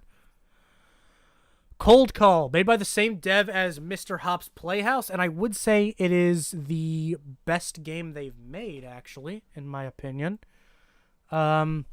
It's how would you describe this game? What is this game? It's like it's point and click, and you're investigating a house as a police officer where presumably a murder took place. And the place is being haunted by a snowman. It's a little strange. I think it's the only Christmas horror game on here. No, Tattletale is. But yeah, it's something. I don't know what to say. Yeah, basically, you investigate a house where a murder took place, and it ends off where you have a shootout with a snowman, which makes it inherently peak. I'm gonna put it in my top of D. I don't think it's anything amazing. I think it should have been a little bit better, maybe a little bit longer, had a little more some more puzzles to it, I think, and more intriguing puzzles, because a lot of the puzzles are the exact same thing. I think actually I don't know. Showdown Band is surprisingly decent. I'm actually gonna put it below that one. Hey, oh my god, another horrifically overrated game. Holy shit. This game is called Milk Inside of a Bag of Milk Inside of a Bag of Milk. Why do people act like this game is good? I don't get it. Like, I genuinely do not understand what it is people like about this. I would love to know. So here's the thing. Milk Inside of a Bag of Milk Inside of a Bag of Milk is basically what a 14-year-old thinks like a deep and emotional creative game is. Like, it's basically just this one character is really insecure and probably has, probably on the spectrum, maybe has OCD or something, and they get really nervous, and if you don't help them out, it's spooky, bad things happen to her, I guess. It's so lame. It's so fucking lame. It's so lame. This game blows. It's bad. It's really bad. I have a soft spot for Bendy the Machine if the game didn't age well. No, yeah, I understand people love Bendy, and I get why. I don't judge people that do. But it's not a well-made game by any means, and I don't really like it at all. Dark Revival, again, Bendy had the biggest glow-up in indie horror history. Yeah, Milk Inside is shit. It's so fucking bad. I'm just going to put it between Boris and Almost Home now, I guess. Fears to Fathom Episode 1. I know I need to play Episode 2 and 3 because I'm sure they're actually good, but Episode 1 is very nothing. Basically, it's just you make food, watch TV, do homework, and then someone breaks in your house and you either die or hide. It's literally nothing. Where was Missing Hiker? Because it's basically the same deal. Yeah, literally the same thing. Okay, 98XX. Some of you may have been here when I streamed this one. It's a really strange game. Basically, it's a game where it imitates, like, mid to late 90s operating systems, and you, like, navigate a computer to reveal sweet, juicy lore and scares. And I really want to like this one, because that is a cool premise. It's a very creative premise. But, like, this game blows, honestly, kind of. It's not good. Like, its scares are really bad. All of its scares are really cliche and generic and basic. And its story is basic. And all of its little games, some of which don't even have any secrets to them. Like, there are some games built into this game where there's no secret to be revealed. And I found out this game is, like, updated, like, consistently. So, like, this game isn't done. Like, this game released in May, I believe, of this year. And they didn't, like, finish it before release. Which, like, with this type of game is really weird to do. It's not a chapter release. It's not an episodic release. And it's not like Dead by Daylight, Monsters Immortals, Project Playtime, where it's, like, a multiplayer game that needs new additional content to stay alive. It's a single-player game where you, like, investigate a mystery, and it's incomplete on release, and to this day. I don't get that at all. Yeah, it's really bland and hollow, which is unfortunate because it's a wasted potential for the idea. It's somewhere in the E range. I'll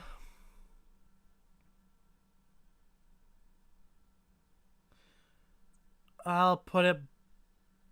Oh yeah, this game's pretty bad. It's going further down. Shit, yeah, this game's pretty bad. I'll put it above Banban 3. Thank you, Mr. Noah, for the $5. I'm so happy you put Happy Humble Burger Farm in S. It's fire. So underrated. Absolutely. I wish more people would talk about what makes you great. Put a burger on the desk. Will do. Yeah, it's one of the most underrated games on this list, easily. It's has the best boss fights of an indie horror title by far. A lot of games try to do it and don't succeed to nearly the same level. Very interesting premise and style and concept. Everything is so interesting and creative, and it's so fun. I've replayed it so much.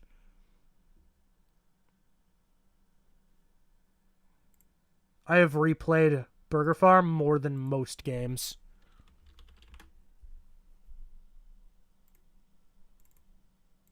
I thought 98XX was kind of cool. No, here's the thing. It was, but, like, it also sucked. It was kind of cool, but, like, it should have done a lot more.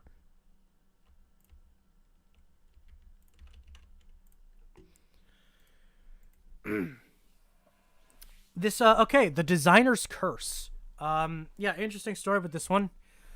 This person also worked on Five Nights at Freddy's fan games, apparently, which I completely forgot about because they worked on Chompers, and then when that game was canceled, I made my video called The Lost Work of Chompers, and then this dev reached out to me about that video, and we talked a little bit, and then a year later, I played this game and remembered, holy shit, I've spoken to this person. Very weird. But yeah, The Designer's Curse is a chapter release, and the last chapter came out in 2019. So we are 4 years past the chapter release of this game, and apparently it's still coming out, which is pretty crazy to me, and I really hope it does, because this was really fun and really interesting. This was like a love letter to the classic indie horror games. Like, it very much feels like a modernized version of the early 2010s indie horror games. Like, it has a very similar style to, like, Amnesia. I'd say Amnesia has a very similar style to Amnesia. And it has pretty fun puzzles, pretty good chases, creative monsters. I'd love to see more of this game. I really want more of this game, genuinely. It's my top of C for sure. I really liked this one. Yume Nikki. Some people tried to argue with me that this one was not a horror game. You're all retarded. I hate you. This is a psychological horror game. That's an objective truth. I really liked this game. I liked it more than I thought I would, honestly, given that there's, like, no gameplay. Like, literally none whatsoever, honestly. It's just like a weird, wacky, psychedelic experience where you walk around big open areas and find shit that lets you do some little shit. It's very simple in nature, but in execution, it has so many weird and wacky ideas on display, and it's really, really cool. I quite enjoyed this one. It's somewhere in the B range for me. I don't know where, though, because I don't love it that much. Because, yeah, I mean, although it is really cool to experience, it's not much of a game necessarily, and, you know, that weighs it down for me personally. But, you know, from an artistic perspective, it's really, really cool. I think I'm going to put it between Flumpty's 3 and The Forest. What a fucking nightmare blunt rotation of a trilogy that is. But, yeah, it's, it was pretty cool. I like it. Oh, boy, Faith. Okay. Faith is, hands down, the most disappointing game on this list for me. It's not a bad game. But it was very disappointing for me personally.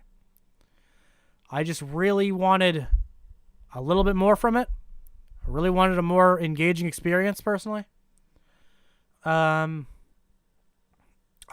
just would have liked more from this one. I feel like it's very easy to Aviators made a cool song based on it. Wait, did they really? Huh. Interesting. Yeah, Faith the Unholy Trilogy. Stylistically, it's cool. Don't get me wrong. It's cool. I really like it. I'm a big fan of that stuff. And, you know, premise and concept-wise, it does things fine. But, like, this is one that's more of an experience than a game, and the experience isn't as good as it could have been. Like, no, like, okay, here's the thing. I was going to say it's not very scary. I understand it's very hard to make this kind of game scary. Like, without a doubt, that is a hard thing to accomplish. And it just didn't really work out, I feel like. And I had a really hard time being engaged by it. I had a really hard time getting invested into what it wanted to do. I don't know. I don't love this one. I just really do not love this one.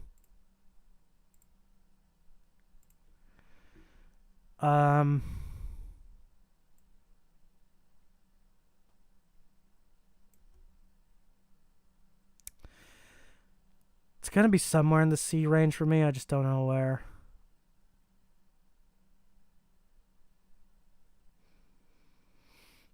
It might be bottom C. I don't know. Maybe I just set my expectations too high for this one. You know what I mean? I definitely think that's possible. But at the same time, it is also just genuinely a little bit boring, honestly. And I really hate to say that. But, like, it's just kind of dull, honestly.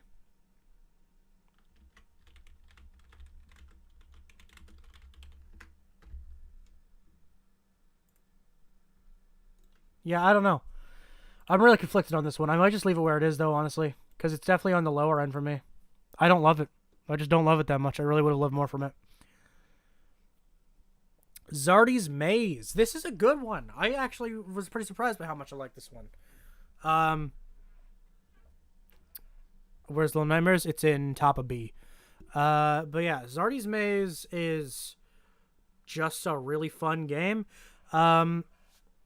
Yeah, I like navigating the maze. I think it's pretty interesting. All the enemies are really fun. It's just a fun game. I don't know. I don't have any really strong things to say about it. It's just a fun game. It's really interesting to try to survive all the different types of enemies and what they do. And yeah, it's simple as that. It's just a really fun time. It's somewhere in the B range. Maybe like here, I think. Yeah, it's just a fun game. I really like it. I had a good time with it, and I'll probably revisit it pretty soon. Piggy! Obvious top of S. Don't think we really need to talk about that. Moving on. I was going to put it here. I don't know. I don't have strong feelings on Piggy. It's a bad game, don't get me wrong. But there's like what is there for me to say on it? Like, what am I supposed to fucking talk about? It's a shitty Roblox horror game that I don't care about. I mean, I could make an argument for E, mainly that being that it's funny. I can kind of enjoy playing it because it's funny. But realistically, I'll just leave it there. Because, like, the thing is, it's so dumb and nothing that it isn't actually worse than pretty much everything else in F. Like, I wouldn't say it's worse than any of it. It's just shitty.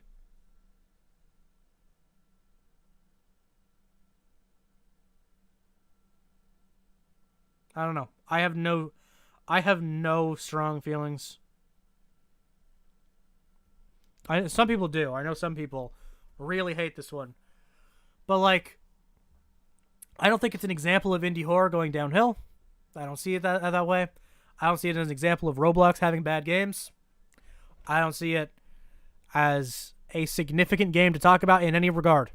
It's just a bad Roblox game that's kind of funny. I don't know. I don't care. Generally just don't care about it. But yeah, it's an F. Where would you put Granny on the list? It's not on here because I haven't played it. That's just one I never got around to playing because I didn't care. I'll probably stream it though, realistically. This next one is probably the most niche on the list. This is called Can a cute ghost story be spooky or scary? Is it spooky or scary? I know how to talk, don't worry about it. Can a cute ghost story be spooky is what it's called. And it's really weird. It's barely a horror game, but it's like, it's kind of psychological horror. It's kind of psychedelic horror. It's weird. Basically, it's this really tonally off game where you are a cute ghost. You live in a world of cute ghosts. You complete simple and mundane tasks. And it just has... I can't explain it. And, like, if you played this game and I told you that I would deem it a horror game, you would probably just send me that one gif of that SpongeBob and Patrick thing where they're on a baby roller coaster. That thing. Yeah. But, like, I don't know. Something about it is eerie. Something about it is eerie. It is weird, and it is fascinating, and I really like it for how bizarre it is. I think it's a really strange and interesting experience. I'm going to put it here, in between Outlast and Amnesia. I don't know. Do I like Outlast more? Outlast is objectively a better game, but do I like it more? Where did the Spookies DLC go on the list? Where Spookies is just includes all of its content. Does FNAF Help Wanted count as an indie game? Objectively, yes. Objectively, it is. Yes, obviously. Help Wanted is a AAA title? You guys are on crack.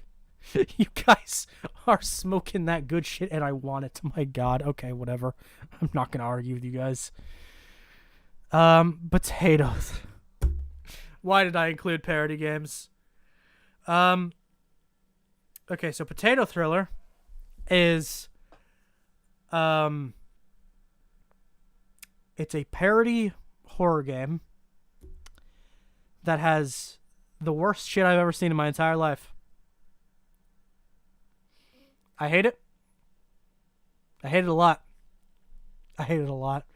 Man, I hate this game a lot. I was so frustrated playing it because here's the thing. It's not even funny. It's not even a funny game. It has nothing. It has no redeeming quality. I hate it a lot. I'm going to put it below the Banban games. Yeah. It is rough. This is a rough one. It's so bad. Watch my stream. Oh my God.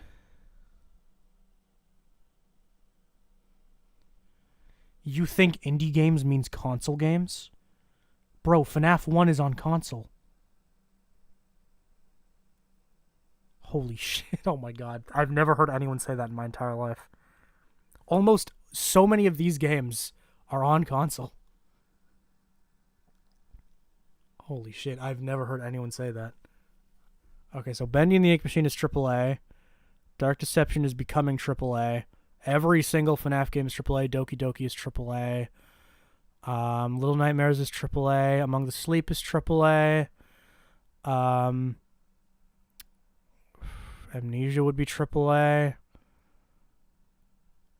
You could argue Rainbow Friends Indoors is AAA because Roblox has made it to different multiple consoles now.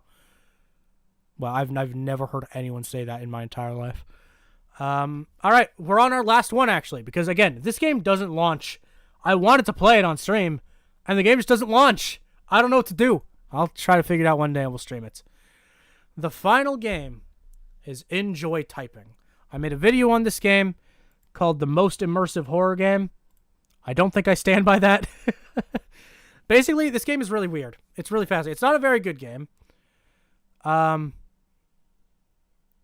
But it's a really interesting one. The way, it's a really weird one. Basically, Enjoy Typing uses your camera. It uses your camera. It's just like the whole game is made up of your camera, and you move around physically to avoid things and type in shit that appears on your screen at the same time. It's like it's a typing game. And you do that, and also move around physically on your camera to avoid things, and there are jump scares and like glitchy effects and like spooky moments. It's really weird. but it's really creative. I would love to. I would love a really good version of this game, because this game is like, it's crazy the fact that they were able to pull that off in such an effective and interesting way. But the scares really suck, like really bad, and the mechanics aren't very fleshed out. It's in the D range for sure. It's not a bad game, but could have been a lot better. I'll put it between Mr. House Playhouse and Lights Off. And again, Mr. Tomatoes does not launch. I don't know why. I can't zoom in a way that makes that better. Whatever. But yeah. Actually, we might be able to... Okay, we'll just pretend Security Breach doesn't exist, because I try to do that on a daily basis. This is the indie horror games tier list. It is a thick one. It is a lot. It is crazy how many games, how many indie games specifically I have played.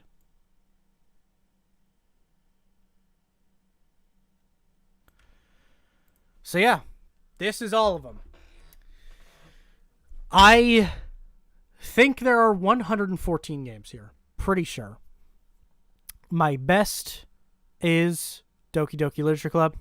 That is my favorite game on here. It's one of my favorite games of all time. It's in my top 10 favorite games of all time. It's my favorite horror game, my favorite indie horror game. I love it with all my heart. It's amazing. Everything in S and A, I really like, or I love. B games are just games that I really like. C games are games that I like enough. D are games that I think are whatever. E are games that are bad. F is really bad. And Security Breach is my least favorite game ever made. What about DDLC Plus? I didn't put that on here because it would literally just be the top one, and then the top two games would be Doki Doki and Doki Doki again. But yeah, Plus is really cool if you don't really love Doki Doki. But you know, it's just a nice little addition. I don't know.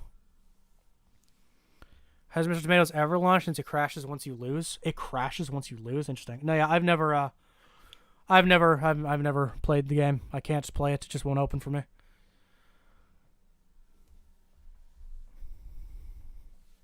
But yeah. Indie horror games tier list. One of these is not indie, though. That being Dead by Daylight. Because it started off indie, and now it's not. Because, it's an ongoing, severely, heavily updated game that now has a huge team and company behind it. But it's on here anyway. Whatever. Yeah, this is everything. Is there anything I should change? I don't think so. We did this pretty in order. I think it's pretty good. I have not played Little Nightmares 2. There's also a big debate of whether or not Little Nightmares 2 is an indie game, and I don't know what the conclusion that is. I'd probably just include it, but the team and budget difference between Little Nightmares 1 and 2 was really significant. So whether or not Little Nightmares 2 is indie is actually a big debate. It's a very contentious point that I don't really have a real answer to. My favorite horror games based off of funness is My Friendly Neighborhood or Poppy. Yeah, I have both of those in B. I think those are both really fun ones. I've definitely played Poppy Playtime, replayed Poppy Playtime a lot. And I haven't revisited My Friendly Neighborhood as much, but I really love, I think it's a really fun game. My most fun game on here, well, if I'm being honest, it's probably Project Playtime, because it's multiplayer and it's silly and I have a fun time with it. But I've replayed Happy's Humble Burger Farm, which is an S, a lot. Mushy, actually, you should play that one. I feel like that would be up your alley. I don't know. It's very boss fight centric, and it's a really fun speedrun. It's crazy. Crazy, crazy good game, honestly. Very underrated. Did you put DBD on here? You may as well put Little Nightmares 2 on here. Yeah, they're Little Nightmares 2 is more in the gray area than Dead by Daylight is. So yeah, I probably will whenever I get around to playing it. I have it in my Steam library actually. Just haven't made the time for it. Can't really explain to you why. I don't have a good reason. Just haven't. So what is our top 10 worst? Security Breach, Spectator, Hello Neighbor, Sonic.exe, Simulacra 2, Watson Scott Personality Test, 1-3 Solid Mystery 1, High Time, Gun Golfing, Potato Thriller. Oh, wait, holy shit. Banban made it out of the top 10 worst. That's crazy. This is a huge win for the Banban community. Holy fuck. That's crazy. That's fucking insane. Does Help Wanted Security Breach still count as indie because Steel Wool is behind it? Yes. Because they are an indie team. I guess maybe some people think indie means one person or something, but they are an indie studio. That is still a thing. Like Mob Entertainment. Mob Entertainment is a team. Like, it's a decently sized team, but they're an indie team. Dead by Daylight is headed by Behavior Interactive, which has 1,300 employees. So that one's not really indie. But, you know, whatever. Why is Simulacra 2 so low? It's genuinely awful and fucking tarnishes the first game, which is genuinely great.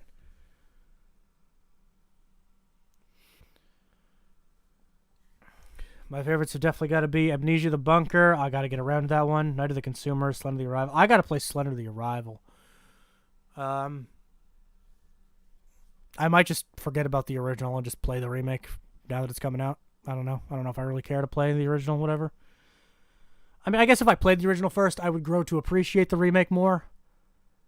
But I don't know if I'll even have the time. I'm not going to really have the time. Do you prefer indie horror games or normal games?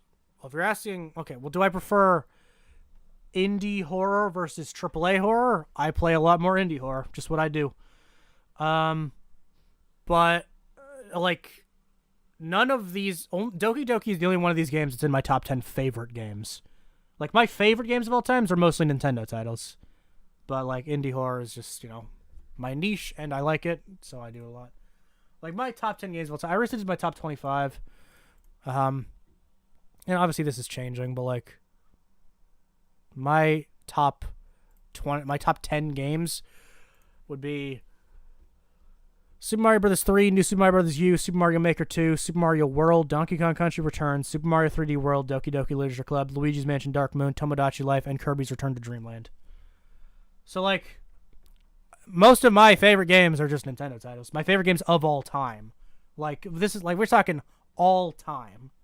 So, that list is different, for sure. But, you know, indie horror is just something I really enjoy exploring, and there's a lot of games in it that I love. And, you know, I think it's just a really interesting genre and interesting niche that I found myself in. So, yeah, I enjoy it.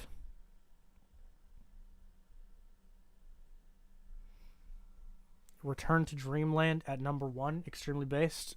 Well, no, at number 10 in my top 10. It's number 1 Kirby game. I used to say Kirby 64 was the best Kirby game, and it's still number 2 without a doubt. But it's still fantastic. But yeah, I don't know. Return to Dreamland is really good, and especially now that Deluxe is out, I think I got to give it to it.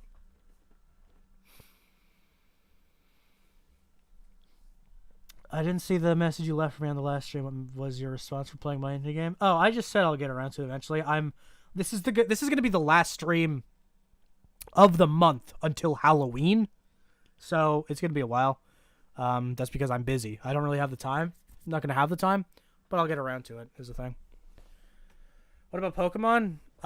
In my top 25, I had both Pokemon Blue and X. Pokemon Blue, X, and Black would be my top 3 Pokemon games.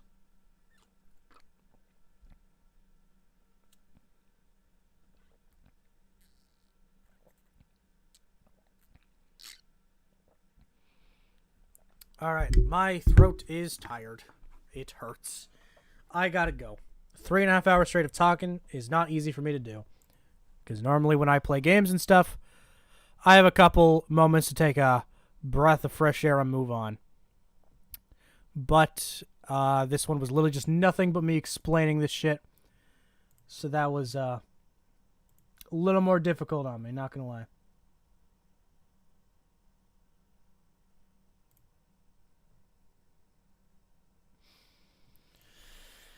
Alright, yeah. I think we're gonna get going. I think, yeah, this will be the last stream until literally Halloween. I'm going to be pretty busy preparing for stuff, and then I'm going on my trip. I'm flying out to meet Pastra, David Barron, and Dags, and we're all going to be hanging out. Going to be a pretty big thing. Whether or not we'll get a stream in while we're all together, who knows? It would be definitely a good opportunity to, but I don't know. Regardless, we're probably going to make some content. But yeah, that's going to be exciting. Going to be pretty, going to be pretty busy. Not going to be, not going to be, not going to be, not going to be doing much, unfortunately. So yeah, I apologize for that, but, it's just how it is. That's going to be everything for the stream. Thank you so much for being here. Thank you so much for tuning into this one. This was a big one after all. Ranking over 100 indie horror titles. Huge task for sure. So, yeah. Thank you guys so much for everything. And I will, I'll see you guys later. Bye-bye.